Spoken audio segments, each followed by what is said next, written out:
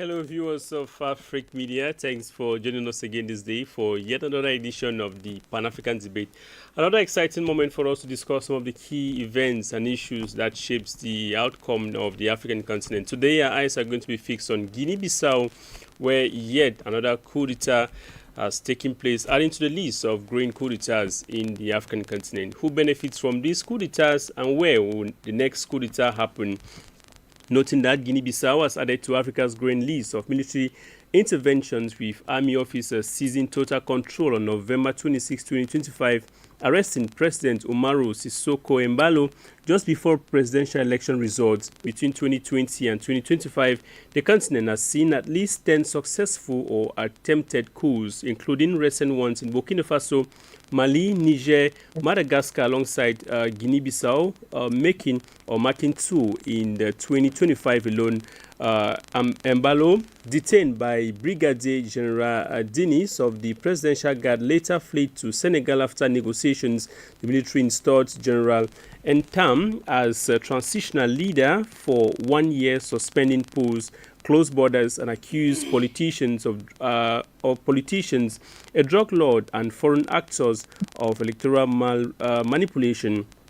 The dream of Africa breaking from its colonial past fueled celebrations when Burkina Faso, Mali, and Niger denounced ties with former colonial masters like France after their coups, embraced by Pan-Africanists as a shift towards sovereignty. Yet, recurrent takeovers complicate the narratives. Are these genuine bids to replace a flawed democracy with a Pan-African vision, or echoes a colonial interference? Who benefits from these instabilities, and where will the next strike? Perhaps in fragile Sahel states. In Guinea-Bissau, the ninth coup attempt since 1974, Embalo's preemptive claim of overthrow before military statements and opposition accusation of a staged plot to dodge defeat have fueled skepticism from observers. We'll be discussing that on today's program. Meantime, we'll discuss Cameroon as well. On today's program, Cameroon has equally, during this program, we shall be discussing Cameroon and its takeover of the country's energy production company, as, of course, Cameroon has acquired 95% stake in the ENEO Cameroon, the country's primary electricity producer and distributor, by buying out British investors Actis to tune of 78 billion CFA francs in a deal signed on November 19, 2025. The state now holds majority control, with employees retaining the remaining 5%, marking a shift towards nationalization after over 2 decades of private management. ENEO enters state hands heavily indebted, with accumulative liabilities exceeding 800 billion francs CFA as of the end of 2024, including 500 billion owed to suppliers and 80 billion in unpaid customer bills. Chronic issues like underinvestment and aging grid, frequent outage, and network losses from fraud amounts to 15%. That's about 60 billion CFA francs per month. Cameroon track record with state-run enterprises raises doubt about ENEO's future. National carriers like Cameco has amassed over 100 billion CFA francs in losses since 2011 due to mismanagement, corruption, and poor governance, leading to chronic delays and near collapse. Similarly, oil refinery Sonora struggles with 1.2 trillion CFA francs debt from operational failures, which, of course, while telecom giant Camtel faces inefficiency and, of course, criticism. Can ENEO evade this fate through robust oversight? Stay with us on this edition of the Pan-African Debate.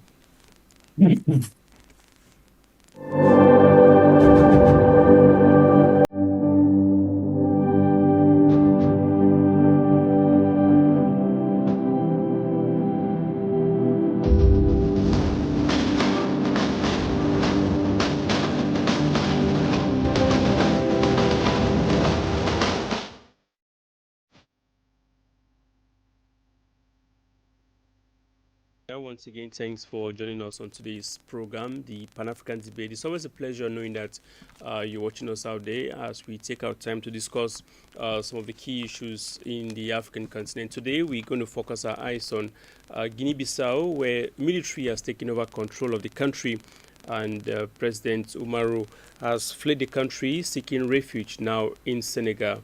The score adds to several already recorded in the African continent. As of 2025, we have 2 successful coups in 2025 alone.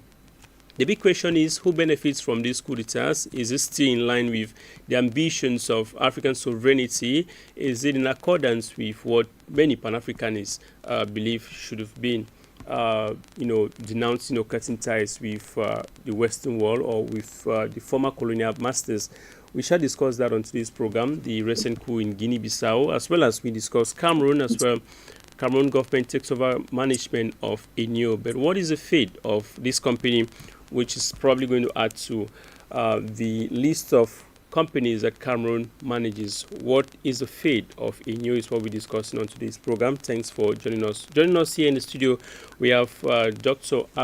John Ako. He's a police analyst. Dr. Ako, it's a pleasure having you on today's program. The pleasure is mine, Rick Ben, once more again on Africa Media. And again, we are talking Africa.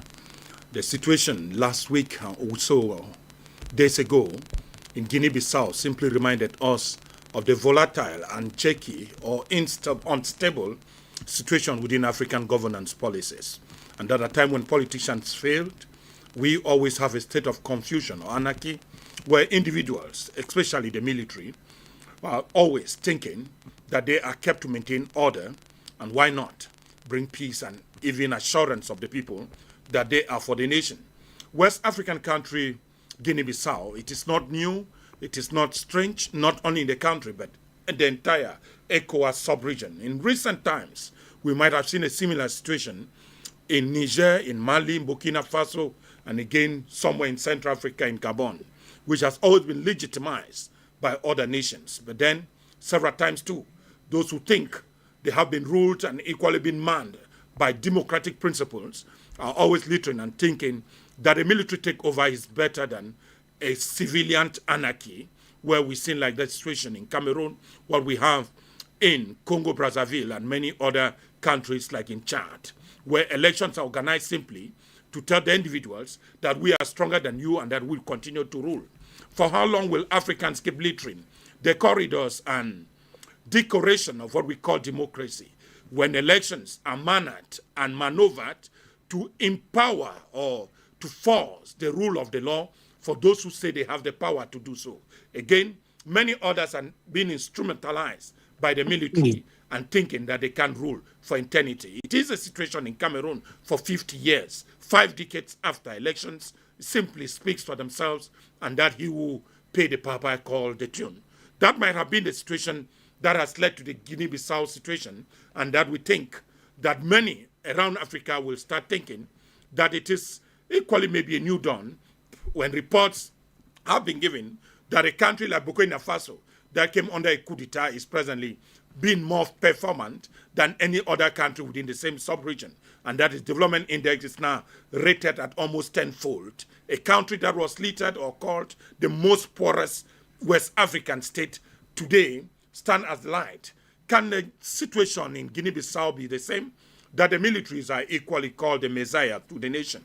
Can they serve the interests of the people rather than being ejected from the African Union, which we considered a toothless bulldog in many other situations around the continent, an organization that is paid and funded by more international donors than the African nation itself?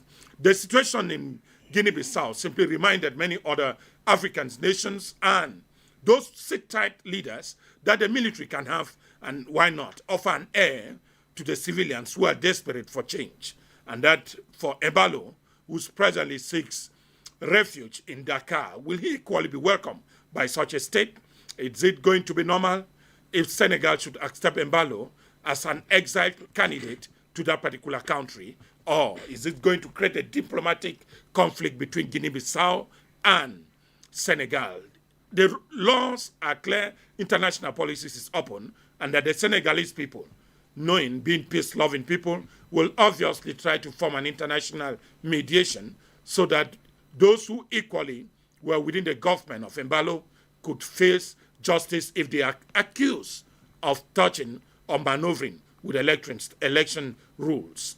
If this is affirmative, there is a need for the United Nations not only to back, but to carry out concrete actions in saying that peace return to normalcy and that the arm of the law should be brought to all those who are perpetrators of electoral fraud, not where we chant songs of or clamoring that we are victorious and that we'll continue to win till time do us part. The situation in Cameroon might equally be that many civilians think that a strong military leader could equally salvage the hopes of many.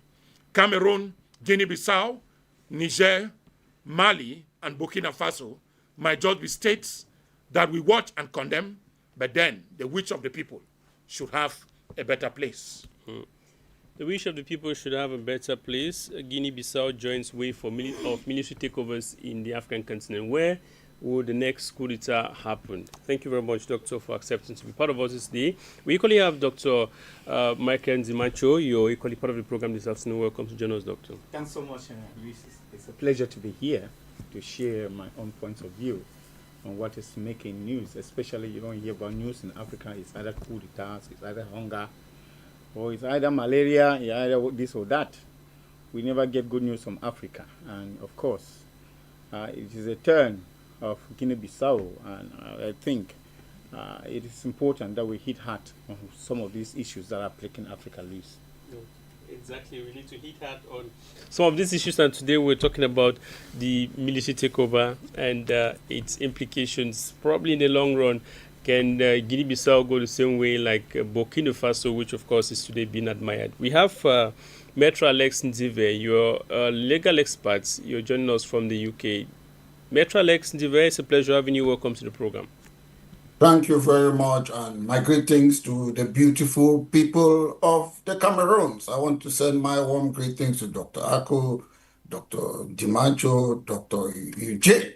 And to me, what is happening in Africa is not surprising. And to me, there is much that we need to do in Africa. We talk about Pan-Africanism, and to me, I don't see anything Pan-African among Africans, because if you look at the Constitutive Act, which is a constitution of the African Union, they will tell you that they are against coup, but a coup will happen in Chad is okay, a coup will happen in Gabon is okay, they cherry pick where they want to intervene, because to me, I'm not a fan of African Union because they just copy and paste. If you look at European Union, they have something they call the Copenhagen criteria. Everybody don't come together. There is a standard democracy, respect of minority right. If you see their own constitution. In Africa, we have African Union, which to me is a useless bulldog, which it should be dissolved. It's run by the European Union, it's not run by Africa. So to me, it should be dissolved. To me, the UN is another colonial instrument.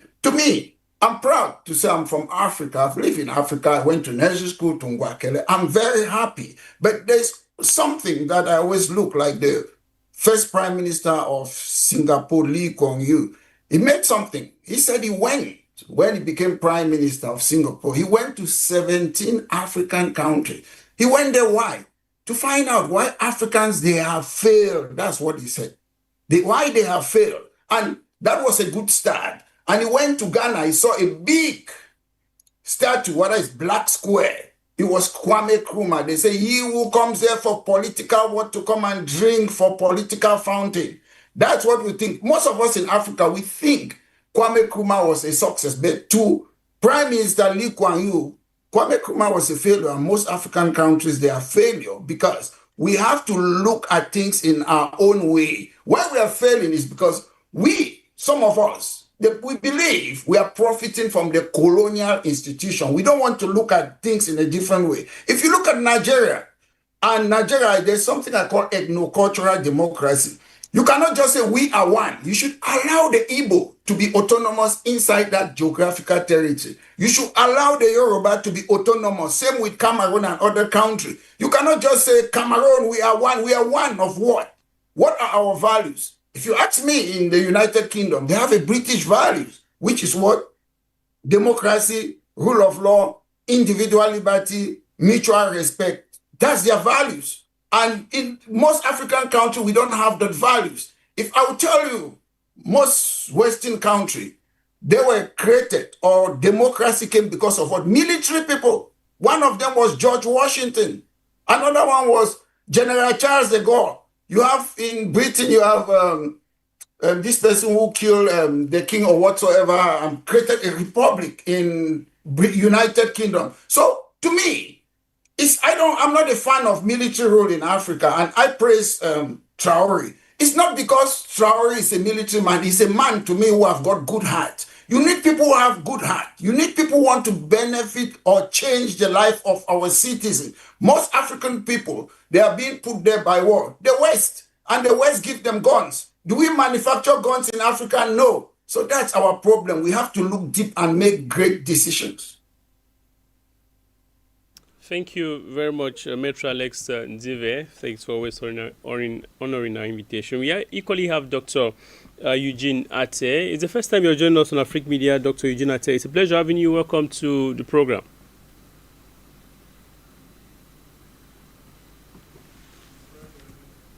Dr. Eugene, your microphone probably is mute. You're muted, I guess. Hello, good morning. It's a pleasure joining you guys today.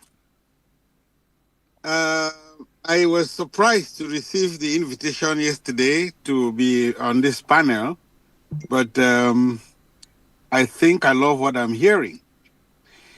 Before I dive into the event unfolding in Guinea-Bissau, it's important to acknowledge a comparison many viewers, especially from Cameroon, are already making. They look at Guinea-Bissau and they say, oh, we also experienced an election that was taken away from us. And that observation is worth addressing. The situation in Cameroon represents what I often call stability without democracy. It's a country where political continuity is tightly managed. The ruling system is centralized, deeply entrenched, and built over decades to maintain control. But in Guinea-Bissau, it has an instability without stability. This is a small nation, very fragile institutions, political systems never fully matured after independence, military never became a neutral professional force, and its geographical position has attracted powerful transnational interests, including the cocaine trade, which finances political factions and military officers. So if you look at Africa, and we're talking about Pan-Africanism, we are looking at a continent which is very rich in natural resources, but which are being managed not by Africans. If you look at what Traore did in under 2-3 years by managing their own natural resources, you realize that whenever we're talking about Pan-Africanism, we should be talking about natural resources. We should be talking about the influence of our colonial past on trying to keep us away from managing our natural resources. If we look like Cameroon, there is an institution called ENAM. That ENAM is what trains our administrators. That is a colonial vestige that doesn't serve the interests of Cameroonians. So when we're talking about the effect of coup d'etats, this one in Guinea-Bissau is not really a coup d'etat. It's a ceremonial handover, as described by Goodluck Jonathan. Because the president cannot announce that he has been taken custody while in custody. So it's a game. It's a game they are playing. It's a game, the transnational drug trade. If you look at this president, Umaru Sissoco Embalo, he's been very unpopular. And the guy who was supposed to take over that country was trying to bring about some sort of accountability that would step on the toes of these drug cartels.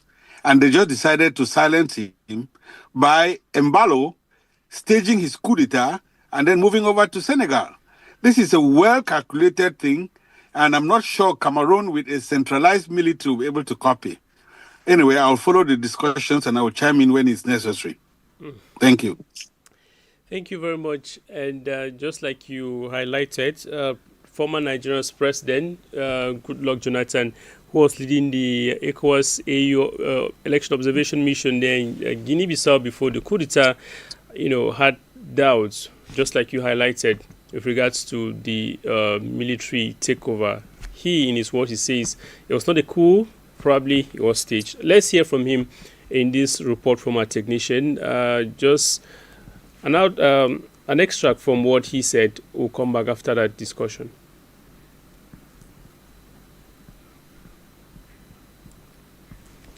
What happened in Guinea-Bissau, I wouldn't call it a coup.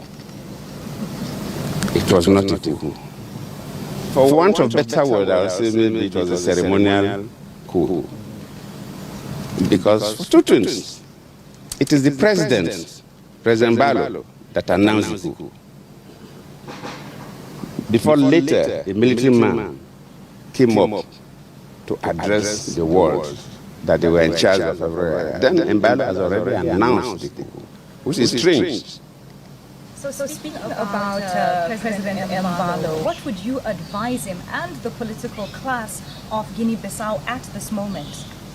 Well, I know what the political class will do. I don't even need to advise, because the political class will want those results to be announced.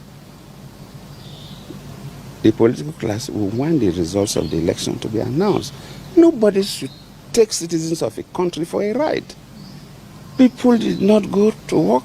People wasted their time, queued up, voted, and when they're about announcing results, then you come as soldiers and you scuttle the results. So the political class will never accept that. Your Excellency, how soon do you expect a return to constitutional governance? Nobody can say. Nobody can say. But I believe if ECOWAS, supported by AU, are firm, yes, they may not, because after all, Burkina Faso has not returned, Niger has not returned, Mali not returned. Well, Guinea is returning in December.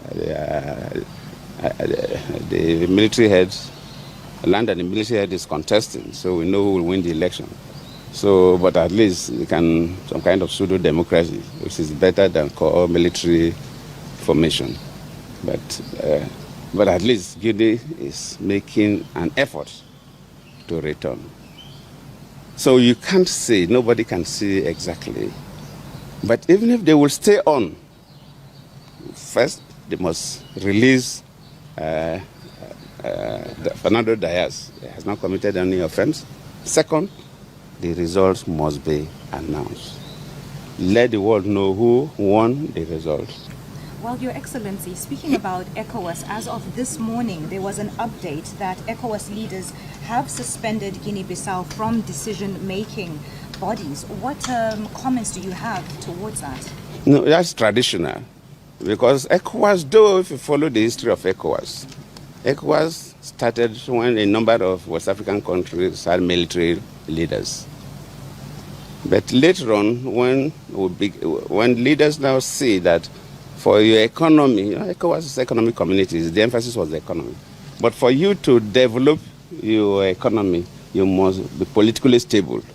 So protocols were changed, and we agree that in ECOWAS, we must not go back to military rule. While we are in Bissau, and this so-called coup happened, the information we got was that the whole country was agitated, young and old, irrespective of religious divide or political divide.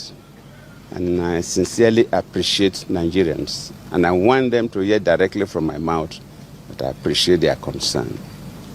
And secondly, to thank my president, President Tinubu, and the Ivorian president, President Ouattara.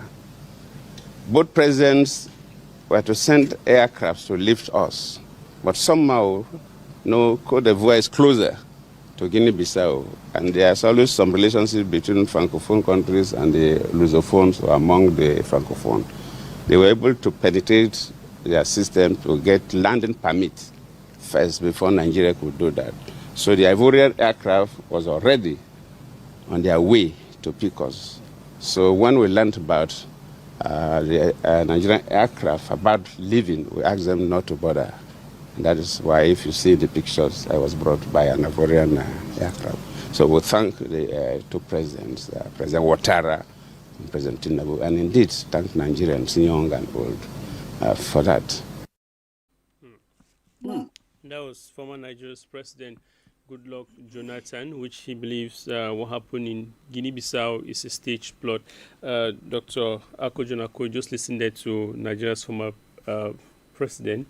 His opinion is that what happened in Guinea-Bissau probably a stage. We're looking at the junta, we're looking at the colonial goals, we're looking at equally a lot of things which has to do equally with drug lords and what he believes is staged. In your opinion, did you see this coming?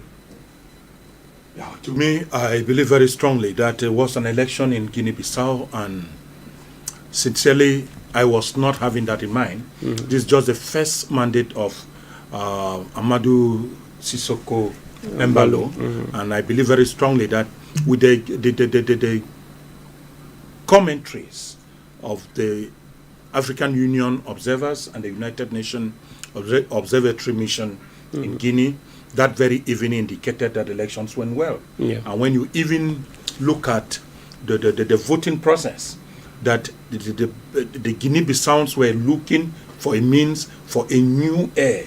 They wanted to experience democracy and that they could change leadership through democracy, which equally indicated that somewhere the opposition leaders might have been winning this particular election, and that Embalo himself, a predictive analysis, we showed that they were already going to lose the election. We have seen military coups coming in after elections have been declared, but this one coming before even results are being released can give an indication that something was maneuvered or cooked. But whether it happened before or after, there is still what we call a military action, which means that somewhere the powers that be in Guinea-Bissau are still very unstable, which means that politically the country is not yet mature. I believe somebody even said somewhere that Africans are still supposed to be under colonization.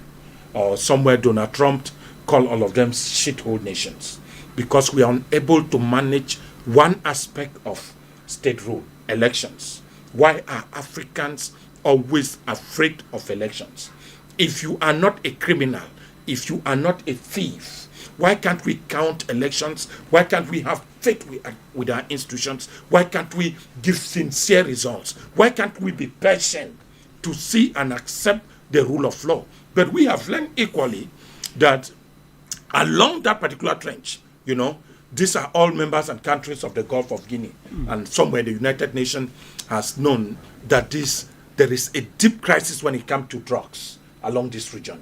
Guinea-Bissau, Guinea-Conakry, Guinea whatever, Mali, Chad, everybody is dangling with drugs. And you know what drugs can do. Presently, when you see Donald Trump told us a few days ago that there is a need to intervene in Nigeria, and we're seeing the crimes that are going on.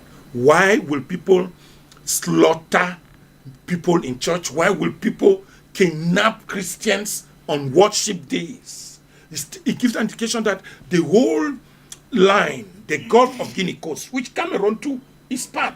And I want to tell you that Cameroon is unique since independence because it is still a country that has had attempted coup d'etat but has never had a successful coup, which might not equally be different, because today others said there's what we call constitutional coups, that we should forget the issue of military coups and look at that. Cameroon has equally suffered through a coup because we have constitutional coup d'etats in Cameroon.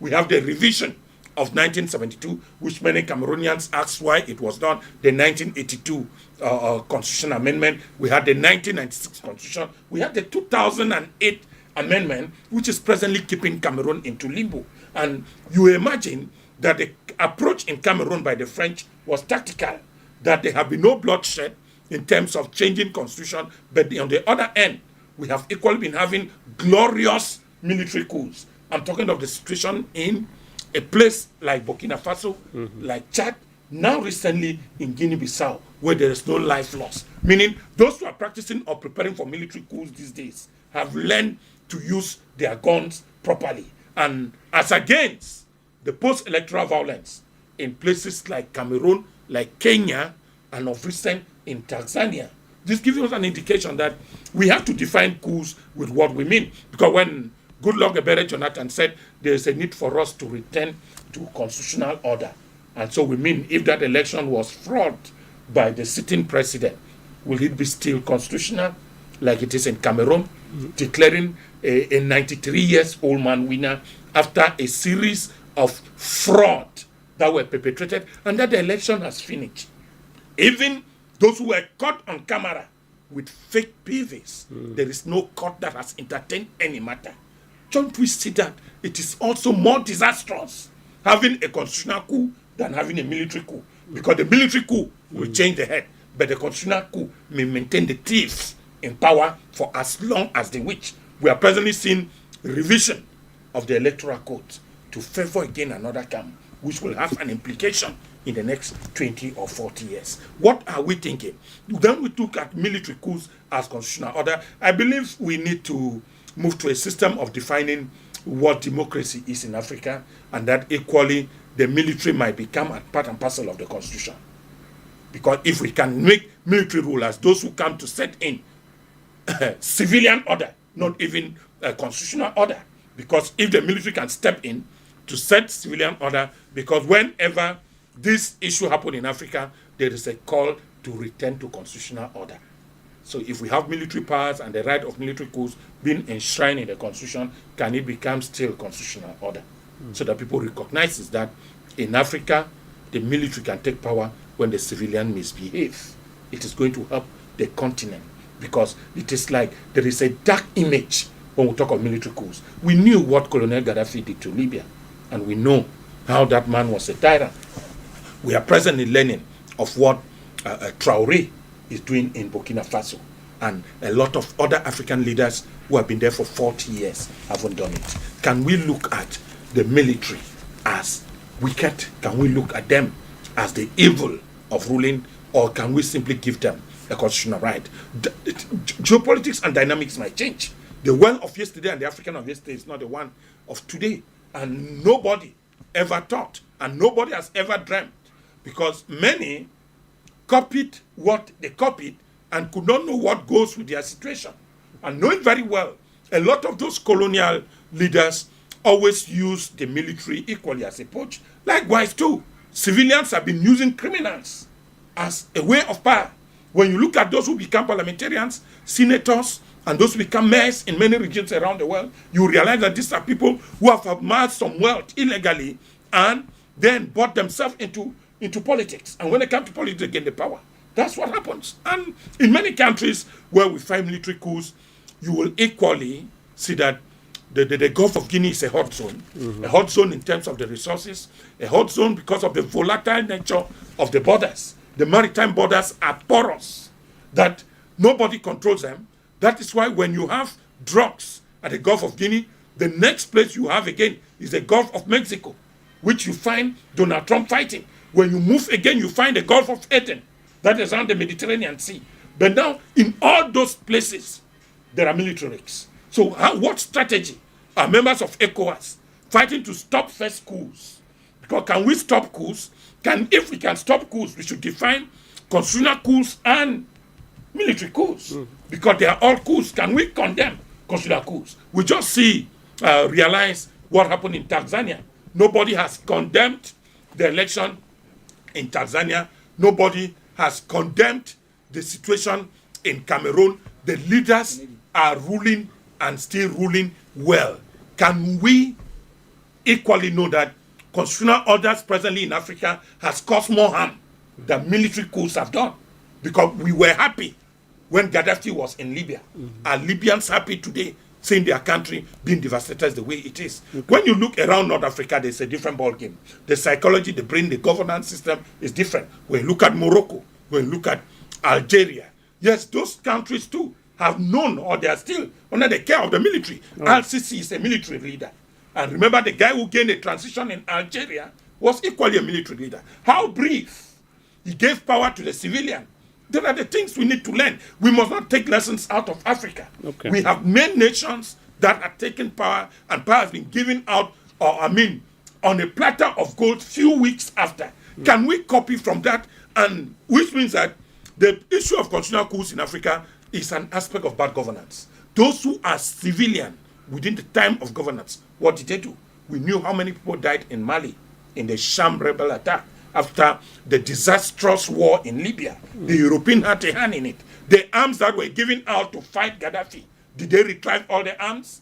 After the fight against the Chadian leader, Idris Deby, who killed him, up to today we are still to find out. All so right. we know the cause. A lot of these military coups are also having links with the West. Okay. And that Westerners should learn to abstain truly from African politics. All right. And if at all, they should avoid being biased, giving condemnation on both sides when it's not going. We are still expecting a nation that will condemn the president of Cameroon and his maneuvering elections, or the president of Tanzania for assassinating and imprisoning opposition leaders and gaining power today. We have not seen any instance, any international organizations that All have right. condemned such flow in the electoral process of these presently two countries. But then we keep on praising somebody like Adama Barrow of the Gambia, who equally accepted Issa Chiruma to house him as said a humanitarian. And we know what surrounds Barrow and the former leader. I don't know. He was sworn in Dakar and was taken by ECOWAS into the country. Can we have such gestures to identify that this man did not win and we can take him out of office, rather than solidifying, rather than giving congratulatory messages even when they know the elections were poorly organized? Okay, no, that we'll come back to that subsequently, but then we'll talk about the military takeover in Guinea-Bissau. Dr. Dimacho Michael, we look at the recent military takeover in Guinea-Bissau. I look at the successful military takeovers in Burkina Faso, Niger, Mali, and the performance of these military guys in office as compared to the civilian governance which we had earlier on. Do you think the military should be more trusted than the civilians? What do you think? And with regards to what Nigeria's former president highlighted, do you see the coup in Guinea-Bissau as like an example, or can we compare it to the others like Mali, Burkina Faso, and Niger? Well, whatever name we give to the takeover, be it a military coup, be it a ransom military power grabs, or whatever we talk about, there is one thing which is clear, is that these are all symptoms of structural, historical, economic, and psychological problems that many African countries have fallen prey to. And these are all brain children of what? They are brain children of the what we call the independence that we gained. And we didn't have any clear vision about the independence. Guinea-Bissau, like many other African countries, Guinea-Bissau got independence in 1974, and just in 1980 they had the first coup d'etat in 1980.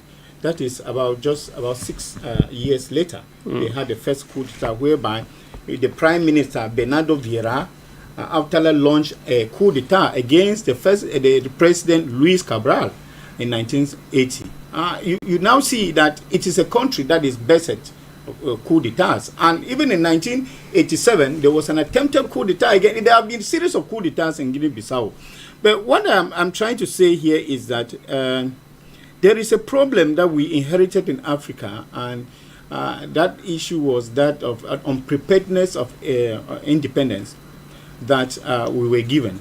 And we have come to suffer from many of these. Dr. Aku talked about constitutional coup d'etats and all of those. We can define them in many other languages.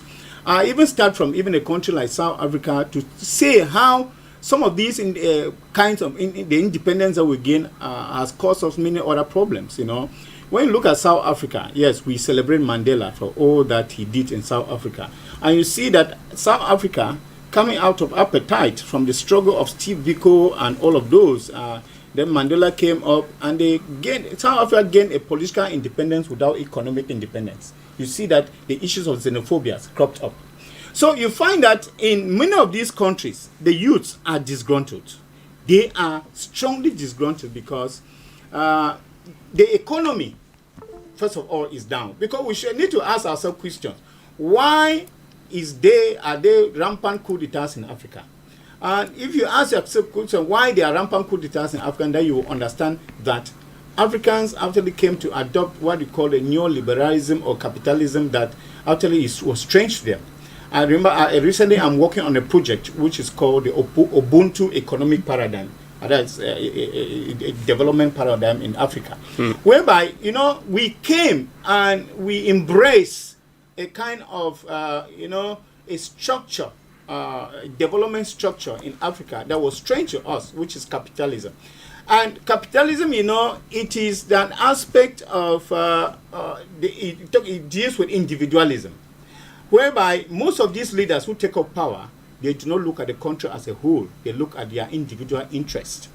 Unlike the Ubuntu epistemological framework, which is conceived here in Africa, which deals with the you and me at the same time. You are because I am, which is say Ubuntu, Ngumtu, Obantu, which says that you are because I am because you are.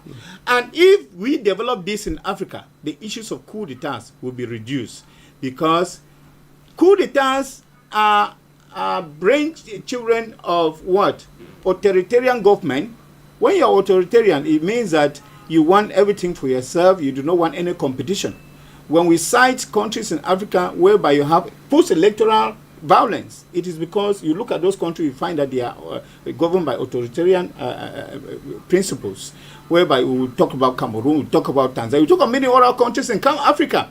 So you find that the second thing is that the economy of the country is not booming. Because when you look at Guinea-Bissau lives, actually on external debt. Guinea-Bissau is highly indebted. And then how will the youth not be complaining? You know that the youth of today, the world is changing because of the aspiration of the youth, because of the zeal of the youth. If we change with innovations, inventions, and all of those things, it's because the youth, they have the desire. But when you live in a country where there is no political will to have these things, to have these changes, to valorize the knowledge of the youth, the zeal of the youth, the perspectives of the youth, what do you expect? You should expect all these issues about coup d'etats. And when you say coup d'etats, of course, those are things, to succeed in the coup d'etat, it shows that you need to have also the collaboration of the population.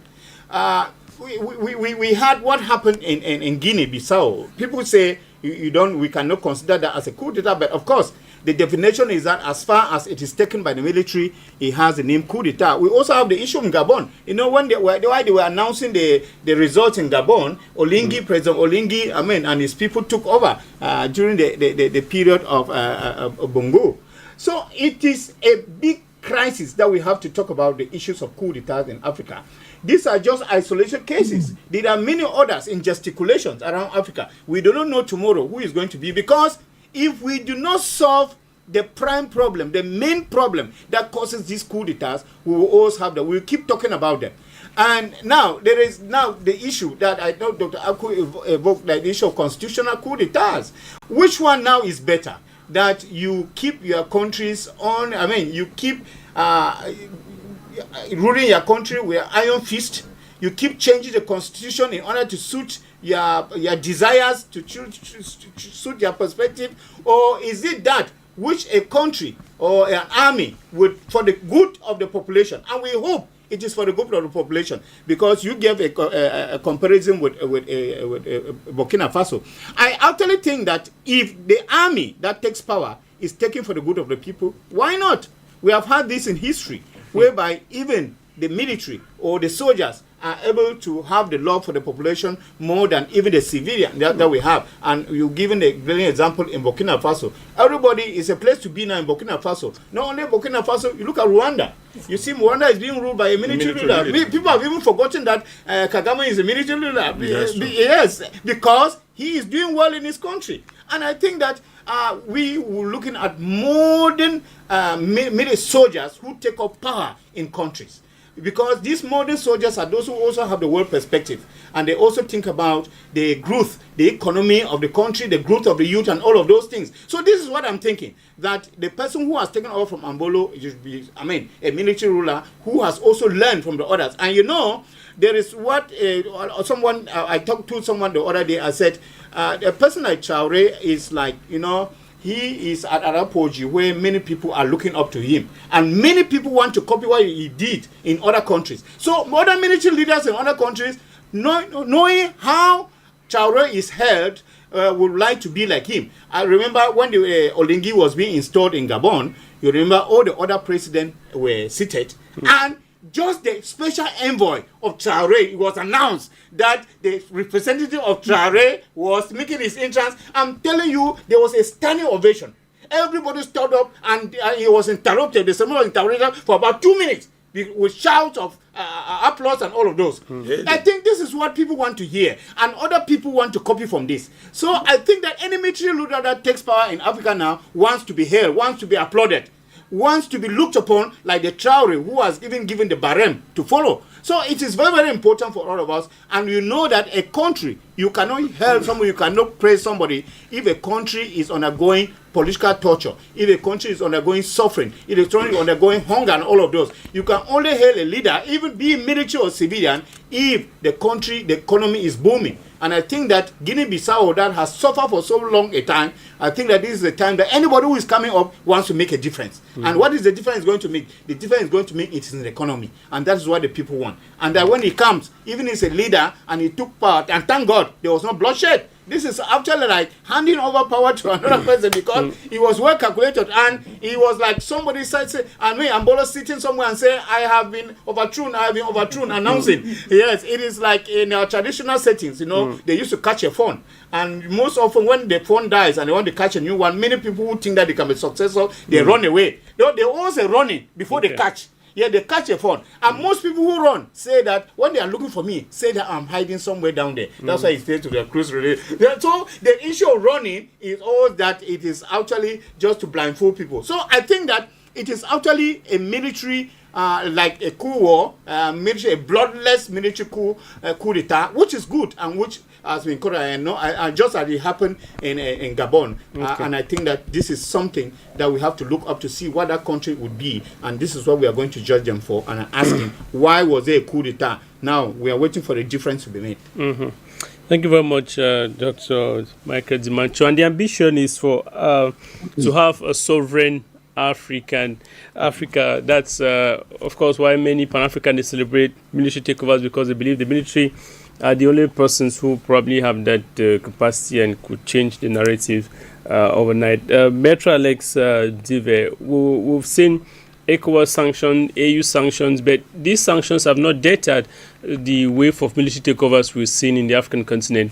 Do you think this is a good sign with regards to the ambition of a sovereign Africa, which, if we're taking examples of Burkina Faso, Mali, and Niger, what's your take? Should we celebrate what happened in Guinea-Bissau? Well, at the end of the day, I've seen some of my co-panelists talk about military takeover.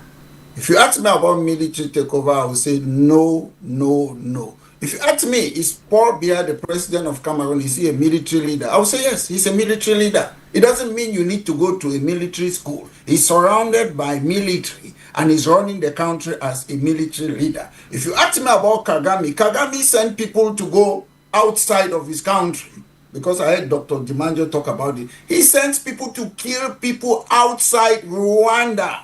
People go to South Africa, even a judge in the UK, High Court judge, said that they should watch out. Kagame is sending people to kill people in the UK. So to me, my point is, it's not about whether it's a military ruler or not a military ruler. My point is, we need people. The military have got a function. If you ask what's the function of a military, national defense, supporting national interest, that is their function. They should remain there. I presume if Dr. Dimancho, if Dr. Ako, they come on your platform, they are saying that they are saying good things. Why do they think they cannot be the leader and implement those good things? If you look at change, I'll talk mostly about the Cameroons, where I was born, where I grew up there, a country that I love. very much. I grew up in that country. If you see the change in the Cameroons that we have had, it was not about a political leader. It was not about military leader. I keep on repeating this. We had multi-party politics in theory in the Cameroon because of civilians. It was not about military. Boya University, when Yaoundé University Parliament, we fought. It was about civilians, not military. GCE board, it was about civilians, not military. When I was a young boy, we walked from CPC Bali, came and stopped all the schools in Mancom, Bamenda, because René Zengele wanted to change our educational system. It was civilian, it was student, it was boys. The major national dialogue came about because of what? Because when our teachers, lawyers, students in Boya, they were beaten, we went out in the street of London continuously. I slept in the embassy in the cold winter. That's why we have change. I will never support a military government. Hey, we say Biya is a military government. If you look at the modus operandi of Mr. Biya, he is a military man. He works with the military. He has got bees, Republican Guard, Gendarmerie, police, CID. Mr. Biya is a military. Military doesn't mean you have to put a uniform. Traore is an exception in Africa. How many Traore do we have? We had Sankara long ago. Sankara was killed. Who killed Sankara? We know. Gaddafi was killed. Who killed Gaddafi? We know that. Laurent Gbagbo was imprisoned where? In the West. Who imprisoned Laurent Gbagbo? We know. I heard what President Goodluck Jonathan was saying about the coup in Guinea-Bissau. Nice things that he was saying. But one, he's talking about somebody that I know very well. President Alassane Ouattara. I met him in London. We talked about, he said he was going to make sure opposition, they are recognized in the constitution or whatsoever. President Alassane Ouattara is somebody who went to Nigeria. He works for French. He's a French puppet. He went to Nigeria and stopped the ECO, a money that they were trying to bring some African countries together. So the problem in Africa is deeper as we think. It's not an individual problem. And to change Africa, to be honest, is the people. It's not a military person. We are just lucky that Traore is a good man. It's not because he's a military. He had the gun. Honest. Why I pray for Mr. Traore to have a long life. But guess what? The West will not leave him there that long. He knows that. And when you're fighting for the people, you have to put yourself there. I am making it clear. We still have colonial institution in Africa. I am a fan that the African Union, they used to call it, Organization of African Unity. That was a good organization. But they went now, they changed African Union, trying to imitate European Union, their sponsor, their master, their colonial master. So they went there now, but they don't go and read and tell you why the European Union was formed. The European Union is not about all the European countries. No, it's about some few countries, and you must meet what they call the Copenhagen criteria. You must have stable institutions. You must have democracy and accountability, transparency. How many people will go to Nigeria and say, Mr. Tinubu, come here, we want to do ABC and question you about issue? No. We are going to talk about the second topic today about ENEO. They say, oh, the Cameroon government have got 95%. It's not true. The people who are still running the electricity company in Cameroon, it's a lot of foreign companies. So you have given somebody who bought ENEO money, they bought it for 20-something million. You have given them 70-something billion. That is a golden handshake. So sometimes we come and talk on social media, wherever, we don't do our research. Because as I said, the African Union, if you don't respect human rights, accountability, you cannot join it. Your economy have to be functional market economic, and you have to have institution protection of minority rights. But what does African Union stand for?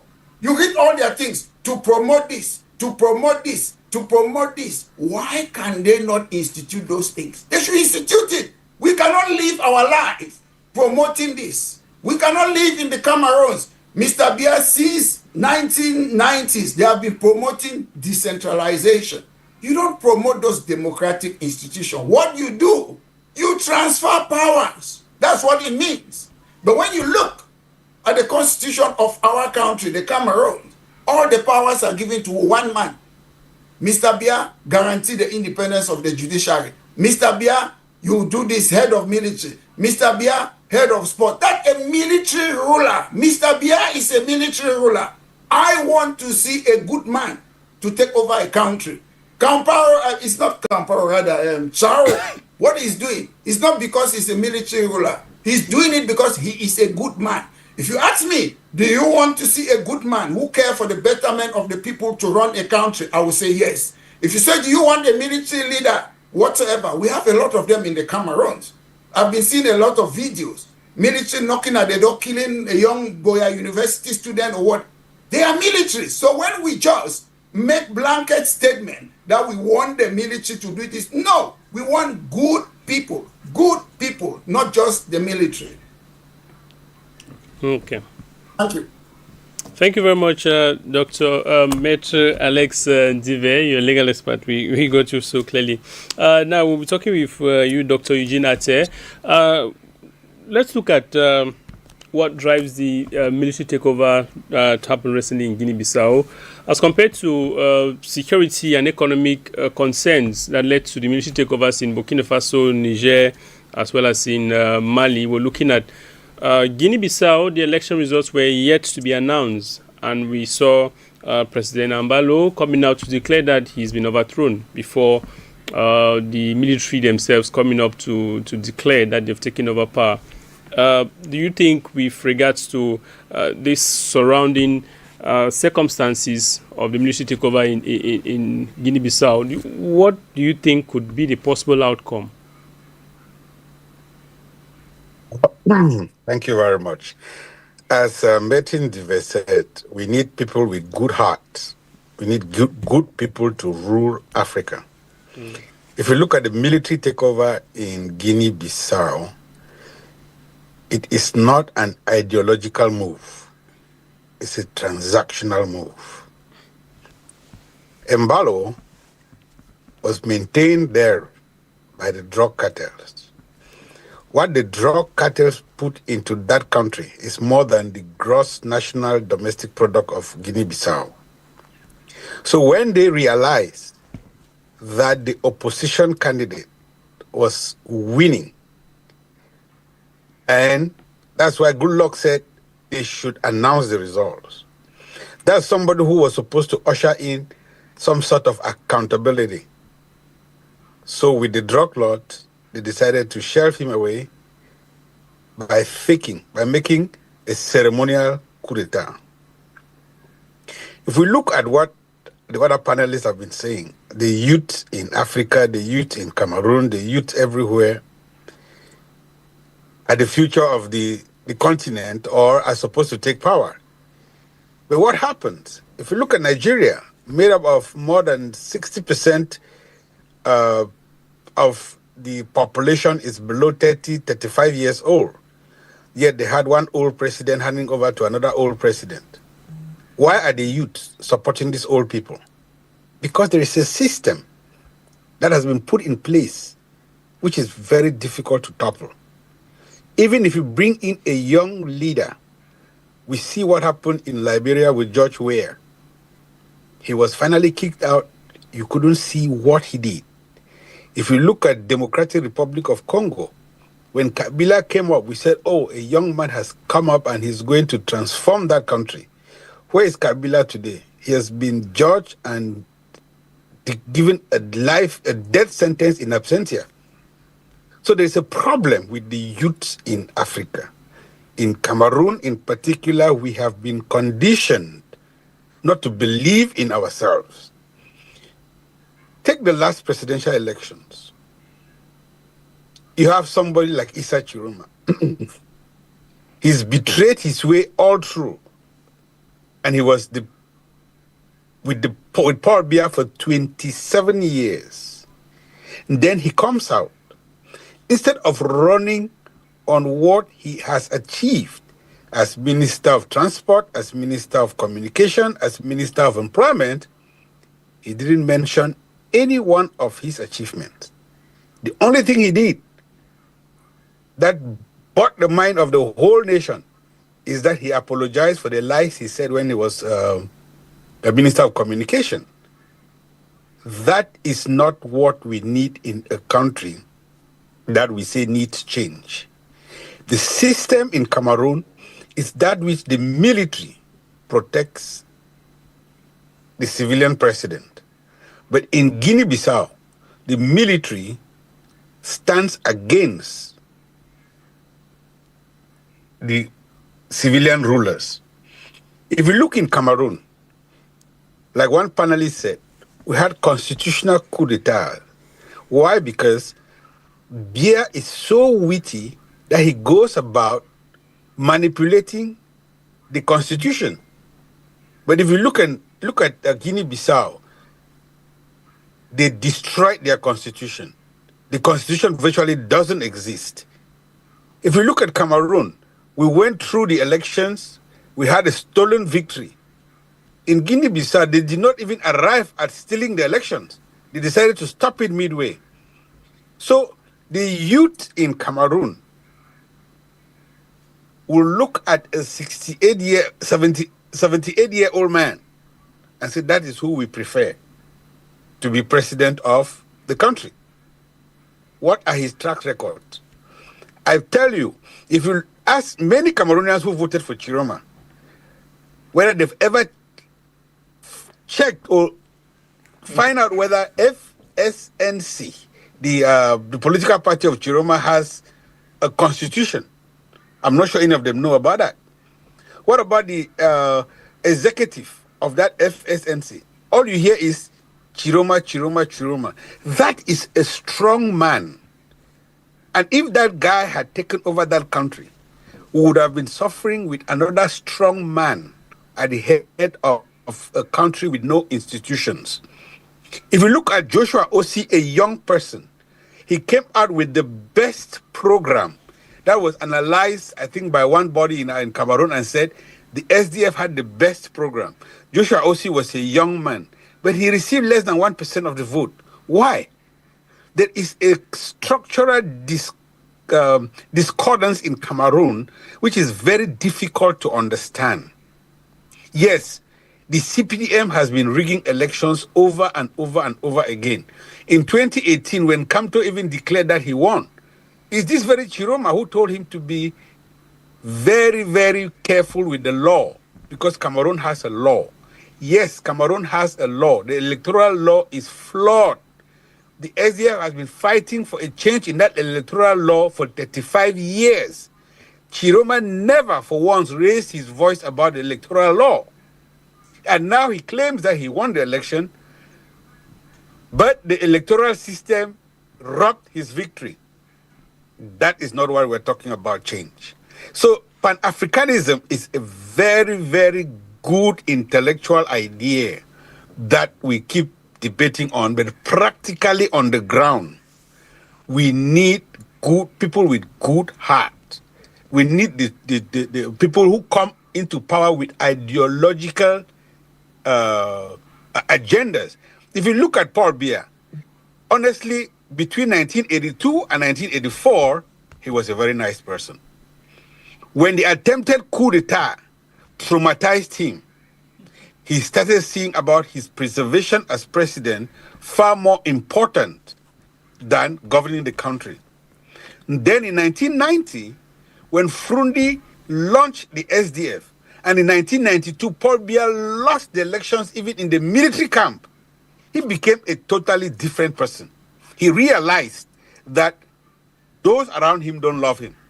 So what did he do? He looked for loyalists that he kept there for eternity. Look at a man like Iron Luke who died.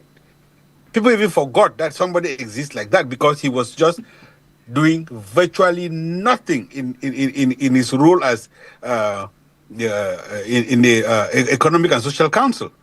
If we look at Nyat Njifenji, if we look at Cavalier Jibril, these are loyalists that Paul Biya believes in, that in a young man who will turn tomorrow and rally people against him. So we have a long way to go in Africa. When we talk about Pan-Africanism, it is something that is comparable to AI. The young people know it, but they don't know how to use it. The old people who have it are being teleguided by external powers, by our colonial powers. Look at ENEO. When ENEO was created, who were the first people that were used? It was people like Ahidjo. Ahidjo was a lightweight person when it comes to the Pan-Africanism in Cameroon, the Pan-Cameroonian movement. All those who were strictly for the values of Cameroon were eliminated. And those promoted were who? We have Ahidjo, we have John Gufoncha, we have the Munas. People like Joa, who had ideological differences with Ahidjo, they were all eliminated. So the military should protect the people and not the power. And until that is done, we will have a long way to go in Cameroon and in other countries. Guinea-Bissau is just because they have a lot of cocaine money in that country. Cameroon doesn't. The drug cartels can change the government of Guinea-Bissau any week, any month they want. But Cameroon, we don't have that type of money. So I just think that Cameroonians should focus on trying to improve, put the pressure for the electoral laws to be improved, for democracy to be implanted.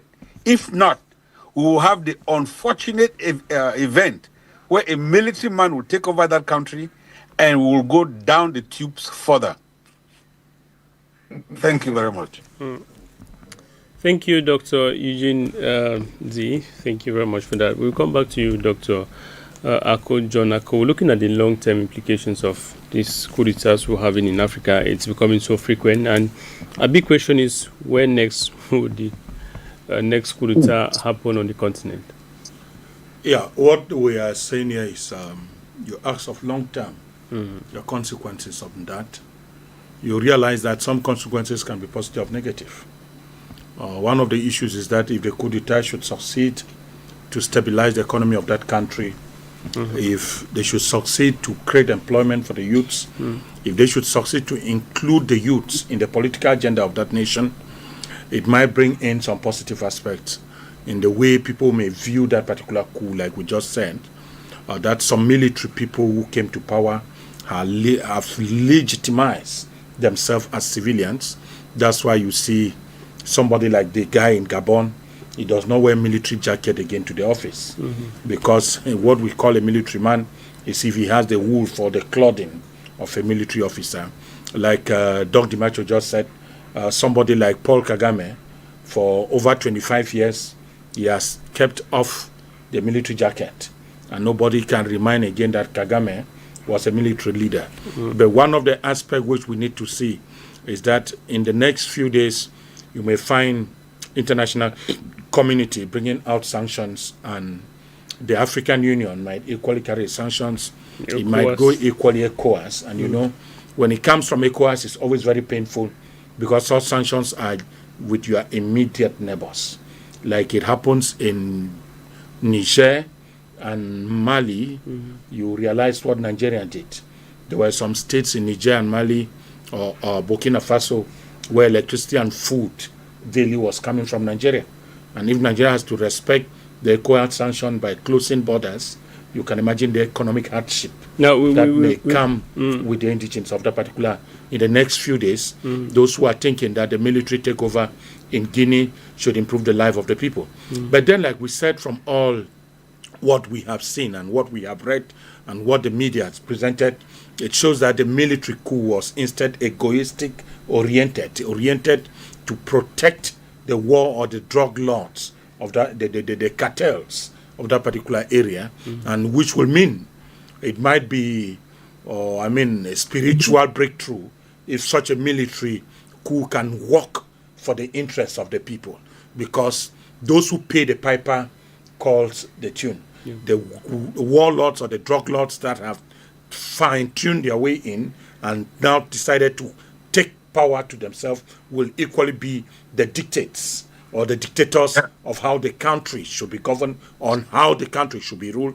It will equally give an impression that the poverty standard, the human rights record, the governance situation of Guinea-Bissau might not be improved. There's somebody we talk of somewhere in Guinea-Conakry, they call Mamadou Doumbouya, who equally even took over from his own president. He was a bodyguard. Today, it's like the world does not even know that there was a coup d'etat at that end, which means that somewhere nothing is changing.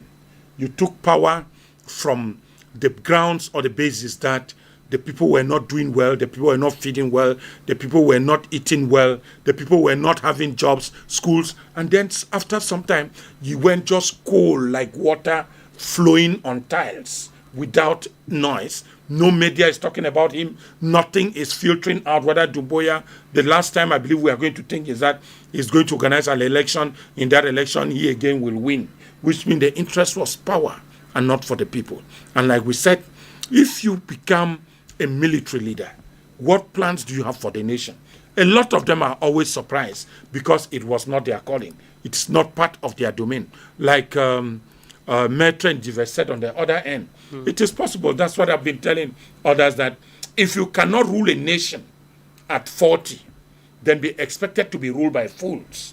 And it's what we have been trying to engage young Africans into politics. Sometime in 2016, I created what I call the Cameroon Youth Movement, which idea was to train young Cameroonians on seeing at the positive side of politics. Because some people, I asked the question several times, I don't like me politics. I will not do me politics. I'm not a politician. At the end of the day, politics defines your life. Politics defines the way you dress. Politics defines what you eat. Politics defines how much money you should be paid. Politics even define where you move and where not to move. We have seen a lot of those gatherings organized by ruling parties. They have the latitude organizing meetings and unions or whatsoever, wherever they want. But you see what happened with the opposition. A small meeting is termed going to disturb public order and whatsoever. That is to pass the message they have. And I believe that if we start seeing this thing, that politics is for all, and that politics goes to all dimensions. You must not be a politician to practice politics because politics directly affects you. I went out during, in fact, I said I was privileged to have participated actively in the just ended elections. How do you convince the electorate and put forward projects and programs on what we should do? And I think that there is a need for what we call political coalitions. Political coalitions either within the opposition or the ruling party. Because sometimes, if you have the interests of the people at heart, it is but normal now that the military, those that have taken power, might equally within the ruling party or those of Embalo or the opposition leader, call them to come in on what we call power sharing government or what we call the coalition government, which means that during these political campaigns, we have seen the agendas, we have seen the economic and political programs of the various candidates. Can we call them for their expatriate if it's for the well-being of the nation? It has happened in many regimes. I see presently when you go to France, you will see what we see of political parties being consulted on the next political agenda of the whole nation, even though the president or the person in power does not belong to those opposition parties. They bring them in to consolidate the energy because the interest of the nation is at stake. And that once the nation is at stake, then all of us are sick, which comes again to revise us that just imagine we get up tomorrow morning and that my candidate, Batonia Keremuna, has been named to the position of the Prime Minister of the Republic. Or somebody which we know has been a critic. Dr. Aku has been named as the Minister of Higher Education. And why not? Maybe Dr. Ndimacho takes over the Minister of External Relations. Those people we have been seeing that they express intentions of taking the nation forward. This is why we reconcile a nation. That they are not critics, but people who want the world of the nation. That somebody we have seen in the private media house, that Brigadier Louis will be manning the speaker of the press officer at the presidency of the republic. It gives a nation to start thinking that we are for the goodness of the nation and not for all those who sing or chant songs in our favors and for the nation. This like what the other panelists just said. Whenever you are elected, you get on to vote those who supported you. How did they support you? Because they sang the song you wanted to listen. Did they sing the song for the nation? This is where President Paul Biya failed. That is where many long-term leaders, those who said they gained power democratically, failed, because we want always to be with those who want to say what we wish to listen, and that what they listen is what is sweeter or does it sound good in their ears. We have never learned that somewhere Nelson Mandela fought for 27 years, but ruled just for a mandate and left a government of South Africa. I was happy when Dr. DiMaggio made the decision between political power and economic power. But then we should equally know, like I said, political power defines all the powers. When we define economy like that of South Africa, to which no nation in Africa is comparable or competing with, it indicates equally that we have sound-minded people, and that at times in many nations, political power should be political power and economic power should be managed by a different group of persons. This calls for what, I don't know, Jean-Jacques Rousseau talked of division of powers, and that when everybody manages its own domain well, it will mean the country, it will mean health, the health of the nation is intact. We call for all Africans that politics should not be looked upon as an arena where we play a game, where we'll never have what they call fair play, and that even if you are the victim, there is a need. I was happy at something we read, what John McCain said with Barack Obama on the eve of the 2008 presidential election in the United States, when one of the electorate, and then they were on campaign, said Barack Obama has an Arab brain. He has an Arab spirit because one of his name is Arabic. Mm-hmm. And McCain, who was a contender to Barack Obama, took the microphone from his own party member. It's a point of correction. I have met Obama. He's a nice guy. I have met Obama. He has great ideas. I have read Obama's book. He has a plan for the United States. But where we differ is on the ideology and who will take this nation better, not in his personality. Can we have that kind of politics being played in Africa, where you don't have the problem with the opposition, individual, you might have the problem with the policies and not the people, which means after election, that very day, those who watch American election immediately that night, John McCain has been one of the highest person that greeted Obama and said, "Congratulations, Mr. President," before even polls in some places could close down. He thanked Barack Obama, said, "For the goodness of the United States, congratulations, Mr. President." He ended there. But what have we seen with the recent president? Donald Trump has problem with all the laws in America. Donald Trump has all the problems with Joe Biden. All the laws to him Joe Biden made were foolish laws. All the laws Barack Obama. This is where you find dictatorship in democratic nations. And to him, it thinks that the cause of American problem is coming from poor nations. When you have a leader who doesn't look at the successes of his policies, but look at the personalities of his critics, it becomes a problem. This is what we have in Africa. That those who are opposition leaders in Cameroon are enemies to the nation, and that those who sing the Hosanna and the Hallelujah choir of what the ruler wishes to listen are those who are for the president. That's why we have a stagnant Senate in Cameroon. That's why we have a standard parliament in Cameroon that has never proposed a bill on how to govern. That we propose for electoral laws to be amended, and why not define a smart electronic system, digitalized electronic system in voting. They are instead bringing us how much parliamentarians should pay to become parliamentarian, how much a mayor need to pay to become a mayor, how many people are supposed. This is not what Cameroonians are clamoring for. So we need a nation that a leader that at every time the people's first, self last. This is politics if we want Africa to grow. Okay. If we want Africa to grow, that's the ambition probably of every military personnel who takes office during the military takeover. Dr. DiMaggio, we've seen the alliance of Sahel states created between Burkina Faso, Mali, and Niger. But look at the position of Guinea-Bissau, which borders just Senegal and Guinea. If we look at ECOWAS placing sanction on Guinea-Bissau, do you think this nation is going to be able to succeed with regards to the fact that they have the ambition, probably, if they want to go the same way like Burkina Faso, to develop the nation, but they'll be under sanction? We know Burkina Faso, Niger, and Mali have been able to succeed because of the alliance they created. But Guinea-Bissau, do you think, with the position it is located, Senegal is a member of ECOWAS. Guinea is still under sanction too, under Doumbouya. Do you think Guinea-Bissau will be able to survive? Well, I think that it depends on what the country, after, like the new leader coming up, what does he have for the country?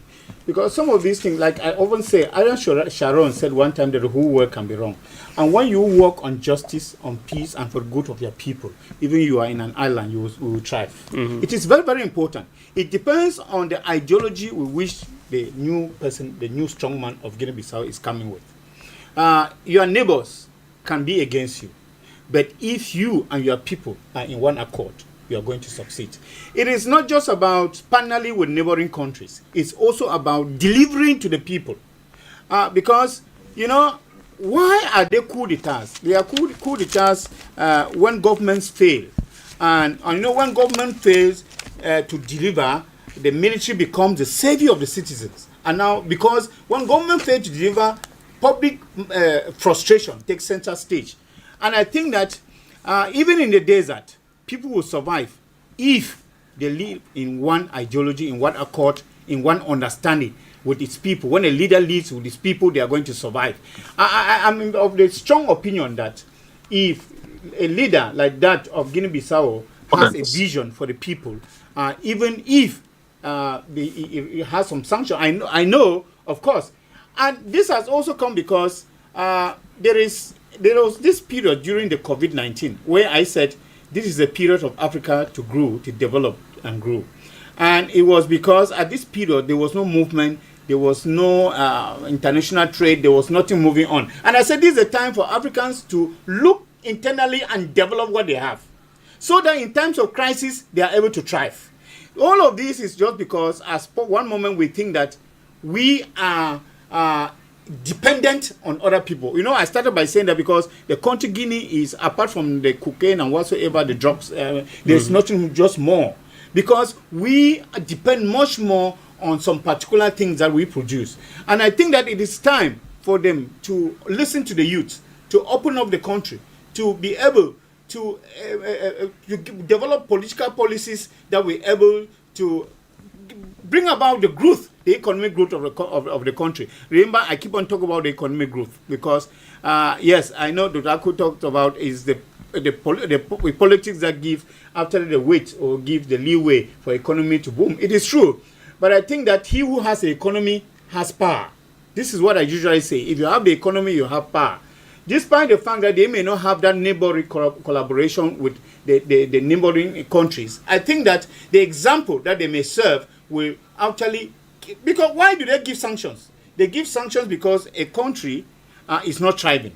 Because a country wants to, or a leader has taken power to cage the people or to keep the people under bondage. And if you are that leader who comes up and you prove to the world, who is thinking about Burkina Faso today about a coup d'etat? Who is thinking about Rwanda today about Kagame? Or I know Maitre Alex is uncomfortable with the fact that Kagame is intruding or looting in the neighboring DRC Congo. But we have other countries we have America looting in the Middle East. We have France looting in Central Africa. We have France looting uranium in Niger and all of those. But nobody is talking. But when you have a country like Rwanda and Kagame looting and developing this country, Rwanda, for those who have visited, is a place to be.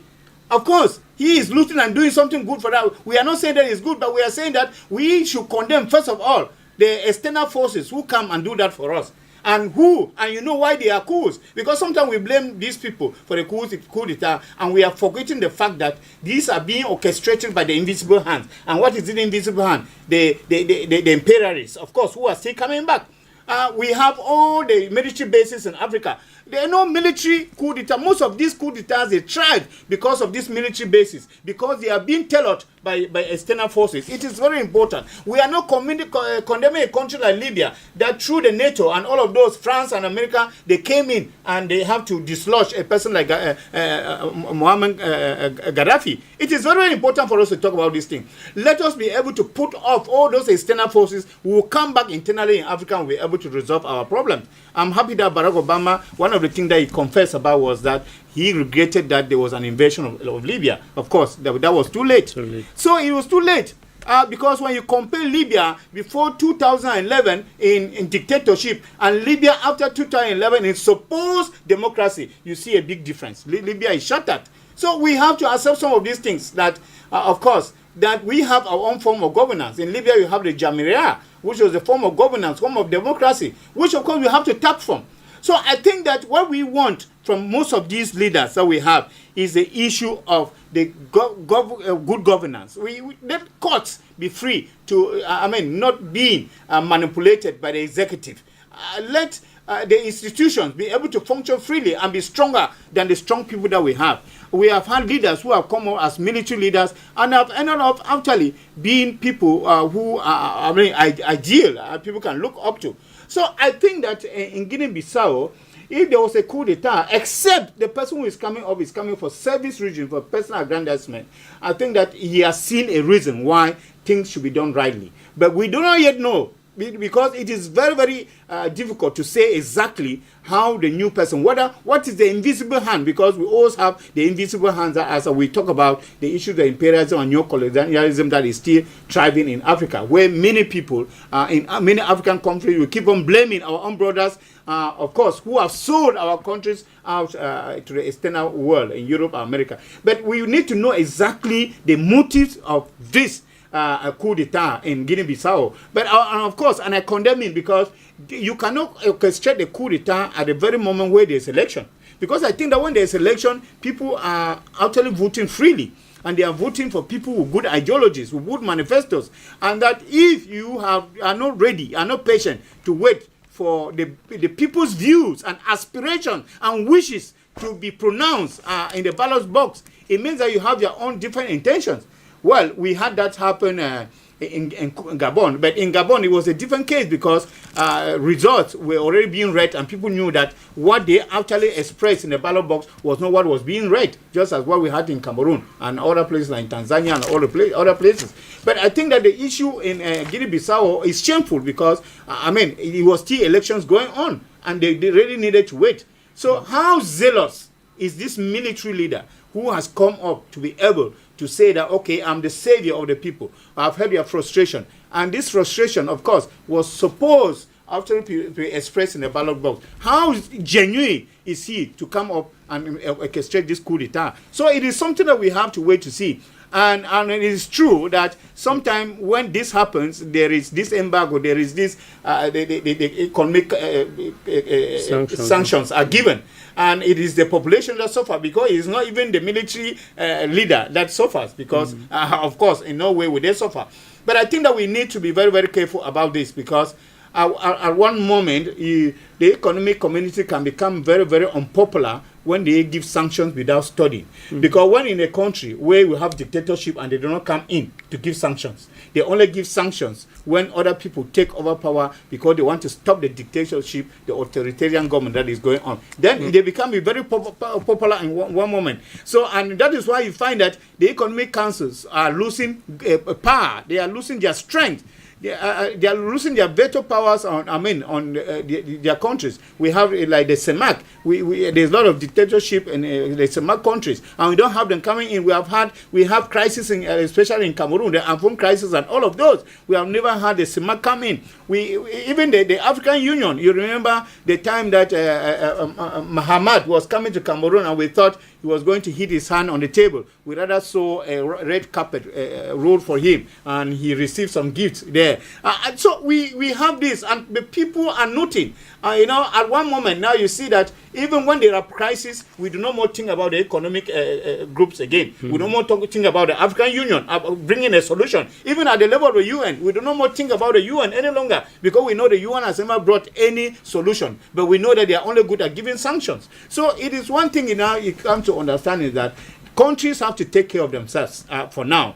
Because if each country grows, its economy, if this country strengthens its institution, if this country strengthens its democracy, if this country strengthens and develops its youth power, if this country develops its economic sector, I think that at one moment, When all countries' economies are strengthened, then we are going to be able to have regional groups that are strong, and then we are going to have an African Union that is strong. Because what use is the economic grouping when they receive maybe sponsorship from elsewhere? What's the use of an African Union when sponsorship is coming from elsewhere? How well are even these sanctions that are even talking about respected? It's good. These are things that we need to get into. How well are these sanctions respected? Niger, Burkina Faso, and Mali were sanctioned. How well are these sanctions being respected? Is it not still the ECOWAS coming to beg them to come back into the ECOWAS? It is because they ignore the sanctions. The sanctions were nothing for them, and therefore they have seen them thriving. And it is like because these regions these countries are thriving, Burkina Faso and other people, they now are luring them and beckoning them to come back to the Economic Council. All right, thank you very much, Dr. Michael Dimancho. You talked about the unpopular nature of the African Union and the regional blocs such as ECOWAS with regards to sanctions dishing out, but we don't see them reacting much when it concerns socio-political crisis like, of course, that which we have in Cameroon, which has been going on now for several years. We talk for you, Maitre Alex Ndive.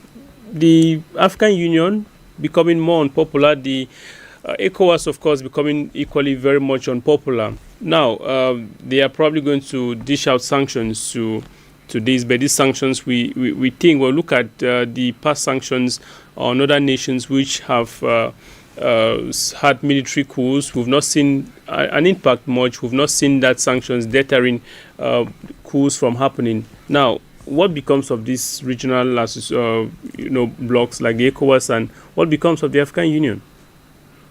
Yeah, Luis, I would like to make a point of correction first to Dr. Dimancho. I did not say the Rwanda president is looting. I did not use the word. What I said is that he sent people to kill people abroad.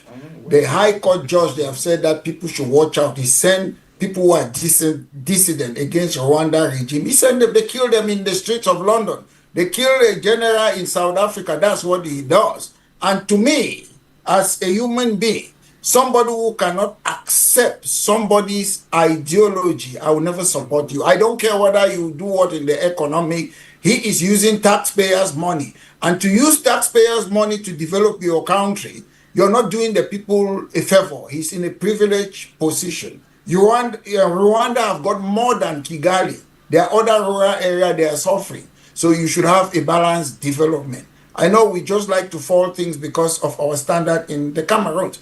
And there's something very good I would like to add. I would say to Dr. Ako that the government can bring people like Dr. Ako, Dr. Dimancho in government.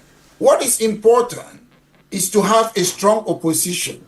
We have to make sure the opposition is official in Cameroon. It's not official. In the UK, we know who is the opposition leader, Kemi Bedeno. Somebody cannot leave the government and call himself the next day that is opposition leader. No. The opposition leader is somebody who have got the highest majority and is not in government. We need opposition, strong opposition. It is not recognized in the constitution and the laws of Cameroon. You can just create a political party in the Cameroon. You can do this, but you're not an opposition. Not long ago, it was John Fundi. What are the criteria to call yourself an opposition leader in Cameroon? Next day, Kamto. Next second is Chiruma. So how can you be the opposition leader like that? No, it doesn't work that way. The law should define who is an opposition leader. And an opposition leader is somebody who will scrutinize and hold the government to account. And there should be transparency. That's the way we can move on. If you take all of us, you put us in government, then there's no opposition, nothing will go. Democracy is not about election. It's about accountability, transparency. Where is Mr. Bia? Mr. Bia disappeared for 40 days. We don't know him. Why is it that ENEO, they sold it to a company and now they are selling it to, that is, you criticize, you challenge everything. That's what will bring democracy. If we just sit, we just say, oh, we should come to government because I don't want to be in government. I want an official this thing to be challenging the government. That's a rule. You have a government, you have opposition. It should be like that. That's the only way we can have accountability. And again, going back to your question you're talking about, I'm sure I've already give some hints about how I think about, to me, Africa should not be having these regional bodies like ECOWAS, CEMAC. It is useless. We Africans, we should have an organization that cater for the entire Africa. So I won't stand here and tell you, because I have read the constitution, as they call it, constitutive act of the European Union. It is useless. It's based on what the Europeans they think. These people, they are not independent. They cannot make their own decision. When the Europeans they see, okay, Idris' son is in Chad, is running the country. Is he good? Fine. We like him. It's okay. It's about who you like or who you don't like. Like Gaddafi, to me, Gaddafi was an enlightened despot. Gaddafi was making sure that he distribute the wealth of his country to the clans, to the tribes. Yes, he was a dictator up there, but he knows that if you want to rule the country, he distribute the resources of Libya to the clans, the tribes. Take your own, this is your own money, develop it. That's how Gaddafi was ruling Libya, which to me, Gaddafi was more democratic than Cameroon. Because at the end of the day, if you read the constitution of Cameroon, it said the wealth and resources of the country shall be distributed to each individual, not tribe. So if you ask, if we have accountability in the Cameroons, I want to ask, why is it that some parts in the Cameroon we don't have light? Why is it that some part of Cameroon we don't have good reference hospital? Why is it that some part of Cameroon the roads are 14th century roads? Why is it that some of the part of Cameroon we don't have industry? Because the constitution of Cameroon says the wealth of the country shall be distributed to each individual, not tribes. So it means you have to take the wealth, whatever you get or what. If there's electricity in Yaoundé, it should be in Gorkutunja, it should be in Bambalam, it should be in Mayemen, but we don't have that in Cameroon. I read the constitution of Cameroon. It's just a joke because we say things. The constitution is the greatest law of every country, fundamental laws. Mr. Biya's government, they don't follow the constitution because you don't select whether there should be a road between Yaoundé and Douala. You don't do that. You make sure that you distribute the money to the entire country. When you look, which is something very soon in the Cameroons they're having, is it local election and parliamentary election? Ask yourself, why is it that the south of Cameroon, south province, where Mr. Biya come from, why is it a province? Because regions are administrative units. So example, if you have more than 3 million people in Northwest region, why should Northwest region have only one region? Why is South with a population, I presume, very, very low? Maybe Northwest is about 3 or 4 times than it. So these are the things, it's the institution we have to look about. In something that is very funny that I found out, is it early 1961, Southern Cameroons had 37 members of parliament. In 2025, they have 35 less. So these are the things we should be talking about. If you want to solve a problem, whether it's in Africa or Cameroon, you look at the institution. Nobody talks about what I'm saying. You cannot have more members of parliament in Northwest and Southwest in 1961, 37. Then you have, in 2025, 35 less. Members of parliament are supposed to be based on the administrative, the population. That's how you look at it. In 1960, I presume, French Cameroon had about 106 members of parliament. Today, they have about 145. So these are the things nobody talks about in Cameroon. If you want change, these are the things we should be focusing on. Northwest and Southwest, regardless of my political opinion, their population have increased, that they should have more than 35 members of parliament. But we do this thing based on what? Tribes. I want to give my region more region. It has not, you look at it based. We can say, Each region, 100,000, one MP. That's how you look at it. So we should go deep and look at the things that are concerning us.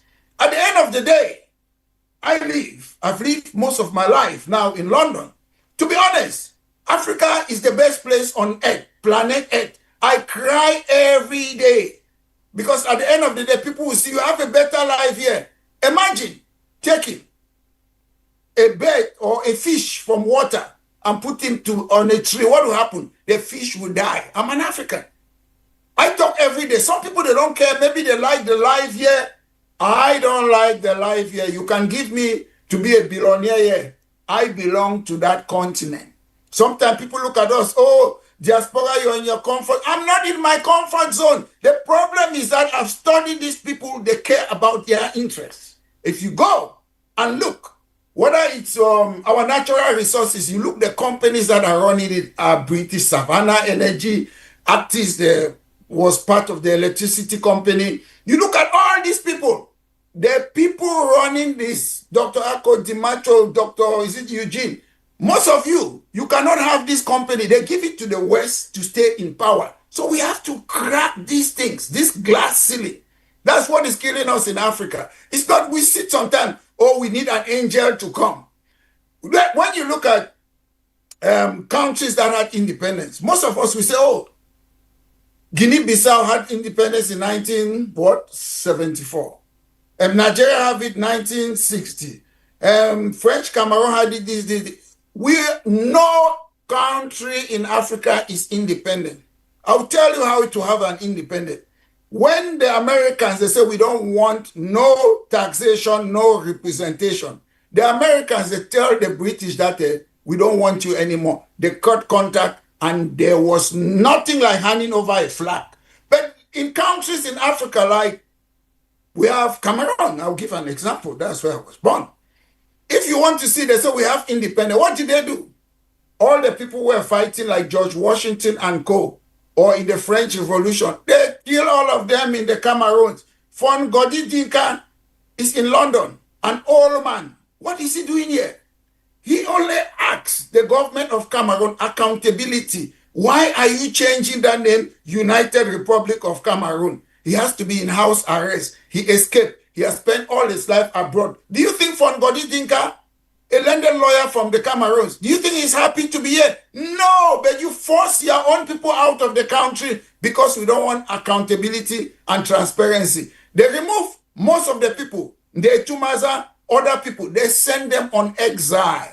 And what happens now? The people who are French poodles, they're ruling Africa and the Cameroons. That's the problem. We should go deep into it. If we want to change the Cameroon, I don't expect any individual to change it. We need the people. And that is why somebody like myself, for over 35 years, I've been calling for what? A sovereign national conference. We have different ethnicities in Africa, in Cameroon. We have to change the colonial structure. We have to make sure that part of our laws should be our ethnicity, tradition, and custom. We all love our tradition and custom. When I was growing up, primary school, we danced our different traditional tribe.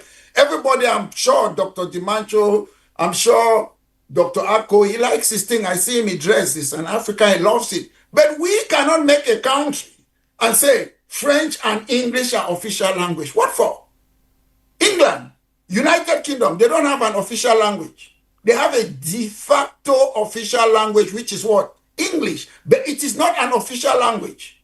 If you come to this country where I live, if you say you speak maybe Dr. Ako's language, they will look for an interpreter. That's how a country functions. If you speak Mungaka, they will look for an interpreter. This official language thing is about Africa. There's a lot to change. It will take a lot. And we need the people to sit without any gain or favor. You don't care for your own personal interest. You look for a national interest. The greatest law on earth is national interest. You can say, I'm not paying this debt to America, to Britain, because of national interest. They will do you nothing. So the greatest law on earth is national interest. And I want our people to know that. Thank you. we got you clearly.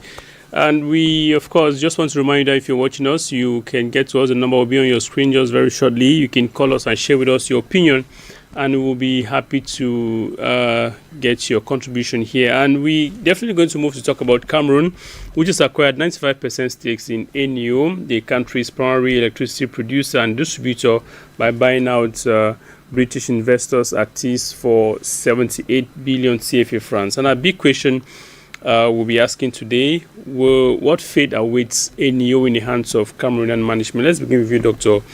Michael Dimancho. We'll look at the statistics or the balance sheet of Cameroon management of its different companies and look at Cameroon buying back ENEO. What's your overall, what do you think as an overall analysis of that? But I think that nothing, I don't know what is going to change, because the very reason why those shares were sold to Active, is it Artis? Artis, yes, yes. There was a reason for that. It was because we were not able to manage our own multinational companies. We were under pressure for economic pressure. Exactly. Yeah.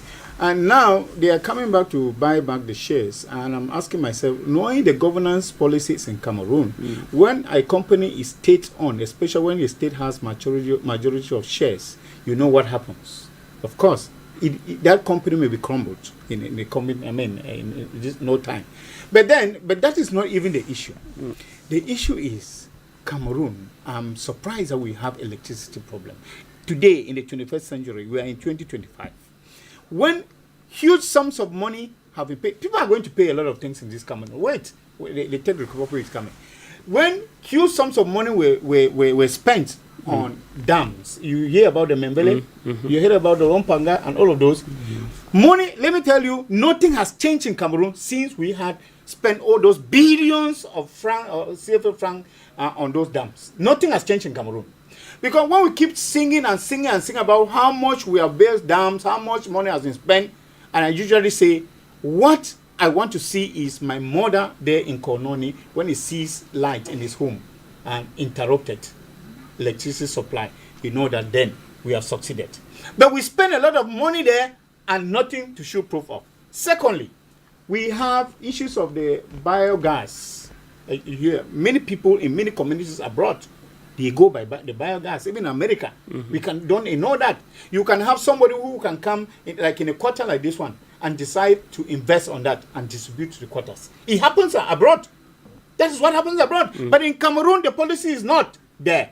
It is just as if we depend almost only on hydroelectric power, which of course they are not able to supply the household needs with that power. So, thirdly, there is the issue of solar panels. The world of today, people do not suffer from electricity any longer because there are many ways in which we generate electricity. We have solar panels. We go to some areas, a whole land, hectares of land is just there for solar panels. We can go to the north where there's a lot of sunshine and place all those things there and lighten up that area. Why do we keep making cracking water out of a rock to think that, okay, we are celebrating to say that Cameroon has taken back the shares as if anything is going to run better? What is running better when it's being run by the Cameroon government in this country? Let us say just one. When we close many agricultural companies, we close down banks, we close back credit union, we close that. Is it this one that we are going to take in order to have Cameroonians supplied and served as a nation? What shame is this in this country? When I learned about that, I just told myself, people just want to be creating news, They just want to be creating news and talking about and giving impression that they are doing something. Meanwhile, I'm saying that this, because when you hear them do it and know that somebody has gotten what they call a who, where he's going to be able to have some kickbacks about the thing. This is what is happening. It is not happening. And then you get the news, people being worried and being clapping and all of those things. Luis, this is no event to me. Just consider nothing happening in Cameroon, and that the more things change, the more they remain the same in this country. Thank you. Thank you very much, Dr.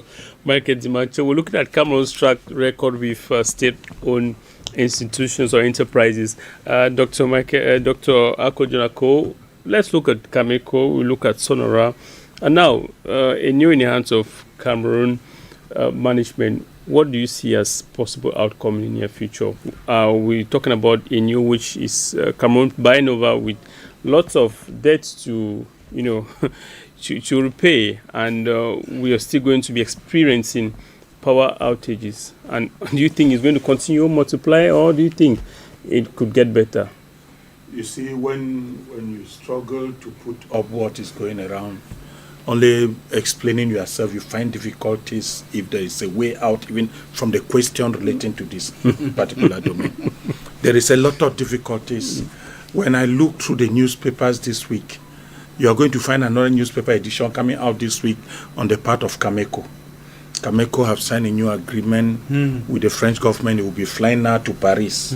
People are going to start celebrating. They are bringing Yes, new aircraft. So they are going to bring new aircraft. They will not be landing again with the old craft until it is damaging. It is the level to which some of us have taken this nation. I was happy when Mr. Maitre Alex Diver said he loves this country. When you move out, that's why they say at times that moving out is part of education. I went there and I said, Africa is better. Africa, where they give us a lot of the bad names and the characteristics that we are evil nation, where witches live in black skin, and that when all what is black is evil, it is because of the kind of management system we find in countries like Cameroon. Doc DiMacho and maybe Maitre Diver will come out. I don't like to shout when it comes to silent and serious issues. That's why you see even my voice cannot come out. When you look at the 1990 economic crisis in Cameroon and the clamor for privatization, the rationale that was levied by economists, international experts and financial donors, the World Bank and the IMF, was that the nation cannot rule its own corporation. And that the economic managing state corporation, the solution for Cameroon to come out and be an emerging economy in 35 years. You can't count 1990 and you tell me today, you understand what I'm telling you, that the rationale was to privatize. When we privatize, they are going to produce efficiently. They will sell cheaply. Then unemployment will increase. Since they are private, they will increase more of the network.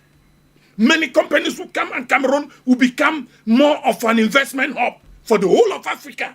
This was the idea with privatization. Labor will become something Africans and Cameroonians are going to live better on. Privatize. They privatize everything. Camrai, Camwata, ENEO, when? That's why the series of names. Cameco, Cameroon Airlines to Cameco. Now they came, football infrastructure, we need a lot of money to put. He's explaining. We are talking of Lombanga. Water is even dried off. There's no water in the dam. It was constructed for water. They said there's no water again there. In the rainy season, water was not holding in Lombanga. These are the stadiums that hosted the African Cup of Nations that were shown a multi-billion project. Some are still very unsuccessful. A minister told us that the hotels promised are still underground at Olembe. And the guys are still free. That's why you get, Don DiMacho, I love when you said that when you see a contract hitting hard in Cameroon, know that some people are preparing their pockets. There's a hole or a villa in Germany or Belgium. If that contract succeeds, you eat this. I was happy when Metro Alex said a company that was bought at about $20,000 is now being sold at $78,000, $79,000. And Cameroonians are happy that it's a successful transaction. What is happy celebrating? What are we celebrating? Will electricity be present in Furawa in the next 5 or 6 years? Will the people in Fokotol have street lights? Will people in Man-Owo Bay not complain of continuous power shortage? These are the things we're talking. If you have privatized or government is taking over, so the cotton, that is the problem we are now. Those who are of the CPTM are chanting newspaper headlines. So the cotton now, 99% is Cameroon. Are we going to start consuming Cameroon fabric from Sikam? Because cotton will be cheaper now. This is the rationale if we are nationalizing or we are renationalizing our own corporation that we created. Cambrai, we gave out. The issue was that they were going to modernize the rail infrastructure in Cameroon. There was going to be a tramway. I don't know whether that project is there. There's a tramway project, Douala-Yaoundé, that was promised by the head of state. This is Camera. I don't know whether the wagons have changed. What I see that has changed on the same old wagons are the colors. From very dirty colors to very bright red and white now. That's how we see the rail. The same rail we see with planks and old irons is what we find everywhere all around. Some lines have even closed down. We don't hear of any railway, Douala-Mbanga or Mbanga-Kumba, which was one of the most prominent. The economic capital of southern Cameroon used to be Kumba. And so railway was in Kumba. After the line ended in Kumba, there has been no other railway line in the whole of Northwest, Southwest, West region, nothing. So how is bringing Cambrai back in the next future? How will it serve Cameroonians? Some people even said, with a continuous overload on Douala-Yaoundé highway, modernizing the Douala-Yaoundé tramway, whatsoever, will help decongest the road. Has Cambrai changed from that? Where has it gone? The railway terminal that ended in Gaoundéré, I don't know whether it is now in the far north, whether there is a railway now in Marwa. So what are we celebrating? In fact, somewhere a report gave that in 1985, we have the JAR. I don't know whether you know about the JAR. They call airline 747. It could carry 500. The last time it left Cameroon was to carry the Lions at the 2000 African Cup of Nations. This was the last plane carrier that Cameroon had. Today we have butterflies in the names of Cameco Airlines that can only leave Douala-Yaoundé, Marwa, and West region. Some airports have become farmland at the age of modernization. When you move around, you see the importance of infrastructure being manned by the nation. The tax system is responsible for developing every sector. We are just talking of the new system, automatic what? Toll gates. That's all. We get to billions that have been put in that project. I don't know which one is working. I don't know. Maybe the one in the south. Which one is working, Dr. Dimacho? Maybe you have gone to a side that I did not It's abandoned. Yes. They have been constructed, small bush houses, abandoned. With billions, you see it, the machines, everything. Nothing. Well, you talk about Cameco. If your flight Cameco recently to CEMAC zones, Okay. I was last week in one of the CEMAC countries. It is not Cameco that fly, but you buy Cameco. It is CEMAC, a borrowed plane. Okay. That they fly in CEMAC zone. Okay. This is the nation, and you ask, is it true that the black skin is evil? Is it that if you get the billions that this nation takes to put in any of these companies, get and look the financial bill for this year. Look at how much will go for Kamwata. Check how much will go for, how can I call, urban development. Get to every ministry and see the budget. And I just asked the question. The Prime Minister just presented his budget last 2 or 3 days. I sat like that and I said, oh God, what happened with the one last year? Do we see any sign like a budget was voted? Or the Cameroon budget now is a rationing budget for homes where we eat and they said people ate and then they have poo. So we have not seen where the poo went to, where they defecated, and we don't know where the feces could be collected.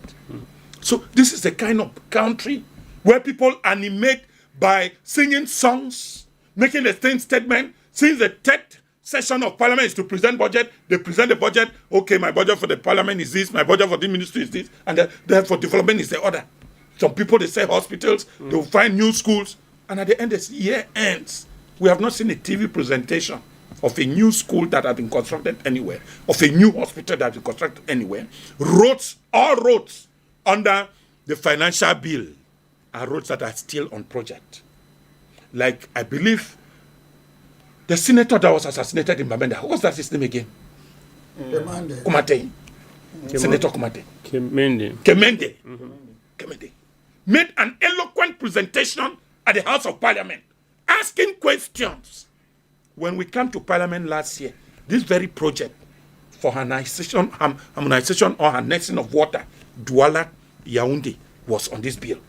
Does it mean that the one that was voted last year, the water was not harnessed? The maintenance of this road, Garouapulai, Douala, whatsoever, does it mean that this road was not maintained? Why are the same projects coming on in the same budget every year? This is how the Cameroon government functions. Okay. And since, like he said, we have credible economic partners, IMF, World Bank, African Development Bank, what do? That's money set in by multinationals through this organization. They come and buy their concessions. So Cameroon has become a farm. So you take 100 hectares, let me take 10 hectares. And they will tell you that 1 hectare is 2 billion. $1 million, 2 million euro. And that's how the guys contribute the money to the IMF and the World Bank. They come and give to us, and we keep on selling part and parcel of our economy. Okay. Is it mining? Is it gas and oil? Is it forestry? Is it industries already existing that the state could? The problem with the Cameroon government is a problem we cannot solve with the same regime, because an African proverbs that the worms that eat the vegetable live within the vegetable itself. Okay. Until the vegetable is clear off, the same worms will keep on leveraging the finance. Every time they are calling whether making or buying over. Let's get to a simple example. People have been sent to prison for embezzlement. The government is telling us this person has money collected, anti-corruption unit. Money collected from corruption claims and charges is 2 billion, 200 million. You ask your question, where was the money used? Because in many understanding regimes, they'll tell you that the 200 billion we collected from fight against corruption. That is the University of Marwa. The Amphi 3000 was used for that money. We don't feel the impact. The African Nations Cup came and went. Dr. Dimacho, Maître Ndive, I don't know how much Cameroon made out of that particular jamboree. Or it was simply money thrown on what we call lucky games. It went to where it went, and that economy, there was no accountability. How can you rule a state where transparency, accountability, communication, the right to information is at stake? There are a lot of problems. Remember what killed Martinez Ogo were issues of this. Investigations around top government officials and how some secret files are being managed. When you talk a lot, they will ask you, who gives you the right to investigate it? All right. You cannot rule a nation like that. Okay. You can only dictate when it concerns your home. There are a lot of problems in this country, I think we need to fix before Cameroon can start celebrating whether a company has been privatized or not. All right. We have internal leaders. Who is the director of Sonara? Eddie? It's Taba Mala. Tabama. No, it was a former. It was Former was a former, yeah. Former minister. Yes. But the guy that has been there, you find people, directors of state standing for 17 years. Where have you seen that? And where do you want responsiveness? Where do you want performance? If you can't change the leadership, the performance remains the same. We need to go around the world and see what leadership is. You can't be a director of a multinational corporation for more than 6-7 years. What are you doing there? If you are there, there should be reasons. That's why you find the Orange, the MTN being performant. The leadership is alternating. They change leadership on yearly basis. From marketing to any operation manager or whatsoever. Country agent, check them, you find every day. Sending you new managers. It is only in Cameroon where people can be for life. Okay. So you even find ministers for 17 years, 18 years. Okay. It is shocking. Mismanagement, bad governance cannot help us emerge. This character of buying companies, or they said, a more clearing example again, when I want us to see how does the port of Kribi help the nation Cameroon? If people should go under investigation. When we're building that port, the intention was to escape the junk, congestion at the Douala port. But today, go on and ask those who are doing importation at the Douala seaport. They will tell you that they will prefer to continue in Douala than to go in Kribi, because the situation in Kribi is not a better one. The same process. What does it take you declaring a product? You clear off a tank or a container in Kribi for over 400,000 and still need to pay transportation to Douala of that same amount. So it is better you send the goods to Douala, where you'll be taken out and maybe stays in your home for just about 100K from the port to your home. Maybe at Lendi or any quarter in the southwest. Or before you continue to Yaoundé. So there are a lot of issues. We come in with innovations, but we are not ready to accept or create attractive management environment so that these companies can emerge. The port in Kribi was supposed to be a national port. Because when you go throughout, Mr. Alex Diva will tell you that there are ports they call national ports and there are ports they call international ports. So if you are going to serve in Kribi, know that it goes within the national limit. There are people who are permitted there and the rules should be different. Even the cost, because it's a port that just being open, there's a need to animate trade along that channel of the waters. Okay. People can anchor and then remove. The procedure should be not following the same procedure. You follow all procedures in Douala, then you go and present document in Kribi. Is that the reason? Why is it not an independent port? Why are we still linking? So it means that tomorrow we'll create the airport in Manti. You mean you find the same junk of control you find at the Douala airport. You find it at the airport in Bissau or the airport in Bafut. When some people prefer that, okay, rather than me coming to Douala, let me travel me to Bafut because there's plane leaves maybe Bafut twice a week. I will take the flight in Bafut rather than coming to Douala. And then you go to airport in Bafut, you have to pay again a lot of money, you have to wait again and all the like. How does it serve movement? Those are some of the things, and I think the nation Cameroon is simply celebrating from an empty bag and taking that they are the glories of a new system. We must learn to unravel the particular system if we are proud that state cooperation becoming very performant. Okay. Thank you very much, Dr. Ako. Let's end with you, Metro Alex Nzive. What's your take and what's your analysis and the observation of how Cameroon scorecard on the management of state enterprises, state corporations? We look at how they've been performing and look at the celebrations that Cameroonians now accord to the fact that 95% shares of ENEO now belongs to Cameroon.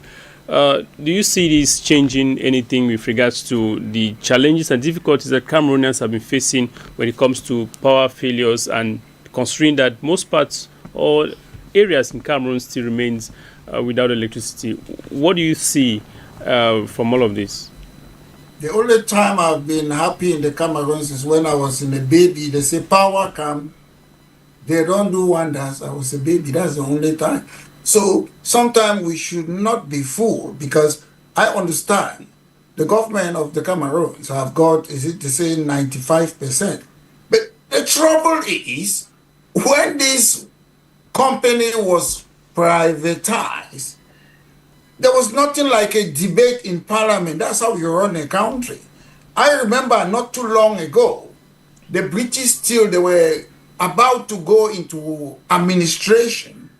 The members of parliament, the prime minister, they were on holidays. They have to call an emergency meeting in the parliament to debate about that. That's how you run the country. People don't just sit in a closed circle in a 2D and decide about the resources of a nation. Because I'll tell you, when they say 75%, the government have bought it back. I've done not much research, but when it comes to the company and entities involved in electricity supply in the Cameroon, it's mixed, public and private. I've seen company, okay, ENEO, they say is gone. You have another one called Sonatrel, Société Nationale de Transport de l'Électricité. It's a state-owned company created in 2015. Who runs that company? Some of the government officials, they create their private company and they become involved with it. You have EDS, Electricité Development Corporation. Who owns it? They say it's a public institution responsible in managing public assets when it comes to electricity. Who owns it? Those are the things we should be talking about. There's Globelec, a British-owned operated 2 major terminal plants.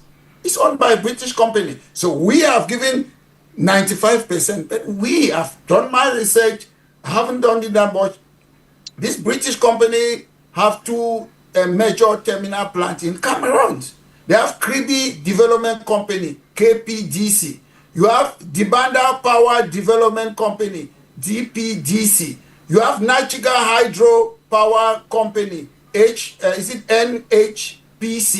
You have EDF, which is a French company. You have Clark Energy. All of them, they are involved in the electricity company, but they are talking all about NEON. You have ENEO. You have China International Water and Electricity Company, CWE. I've heard some of these our people in the Cameroons, in the government, in the 2D. They create companies, then they run those things. Then they say, we have taken it, we have given it back to the country. But they are the one, it's a private, they are private people from the Cameroons running the company. So we should be very careful. If you look at the history, Sonel, I understood when I was growing up in Sonel. I have some of my family and friends that were working in Sonel when I was in primary school.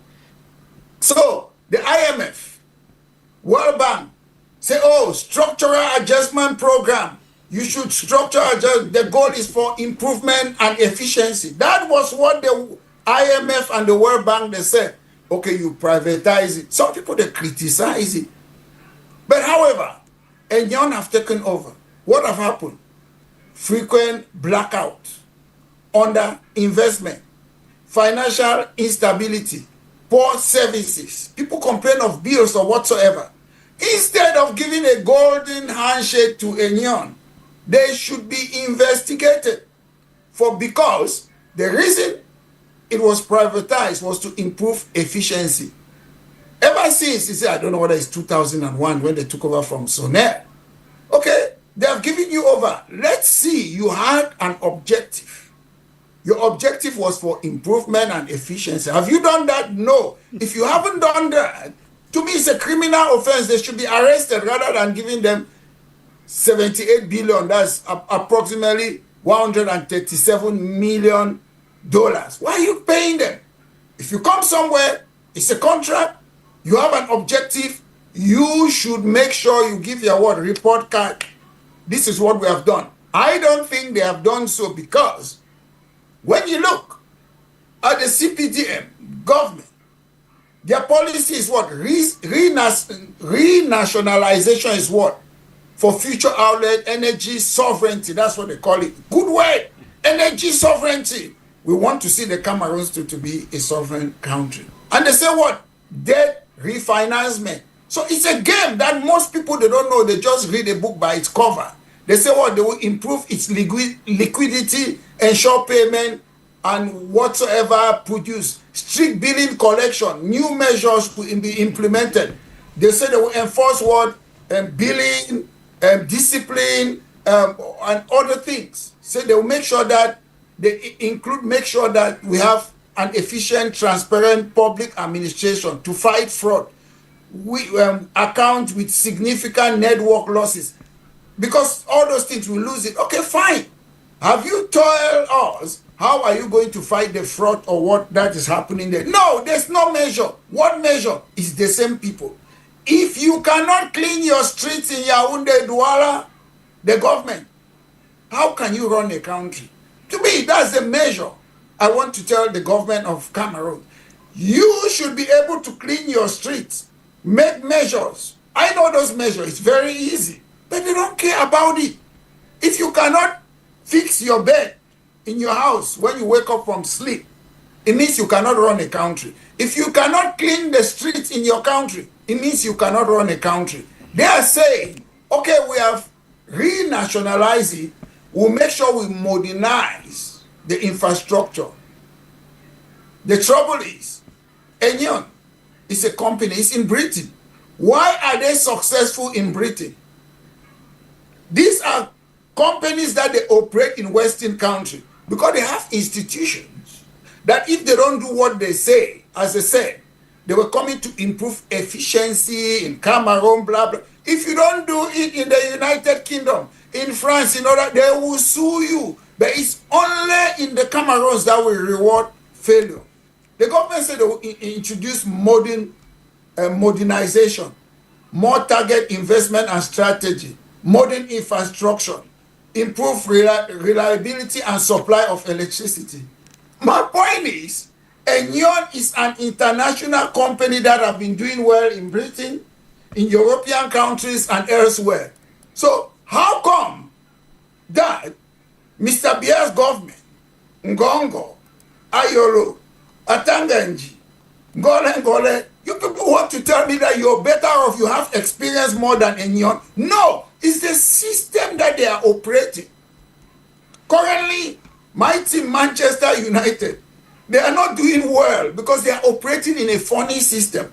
They have put money, but players is not working. So ENEO could not work with a corrupt government. It has got nothing to do with say, oh, what is happening. If ENEO do well in UK, they can do well in France and European countries elsewhere. Why can they not do well in Cameroon? It's the corrupt system. And they're telling us, okay, I will land. They're telling us, don't be worried, I'm just describing something. Sure. Don't worry, it's a description. Listen, Mr. Bia, who happens to be my good friend, but we share different political opinion. The reason he put people in prison, teacher says, well, Ondongdong, Mebara, is because they were corrupt. So don't be afraid, Mr. Luis. It's Mr. Bia who put them in prison, not me. So I'm saying, they are not telling us what sort of electricity. There are different forms of electricity in the Cameroons. You have fossil fuel. You have nuclear weapon. I mean, not nuclear weapon, nuclear power. Sorry. Then you have hydroelectricity, wind power, solar power. So we have choices. I have friends who have visited Vietnam, other countries in Asia. They said there is 24/7 electricity. These are countries that were like us in the Cameroons and Africa. So why can we not copy? We should learn to copy good things. It is good for our people. There are people in the Cameroons, they have never seen electricity in their lifetime.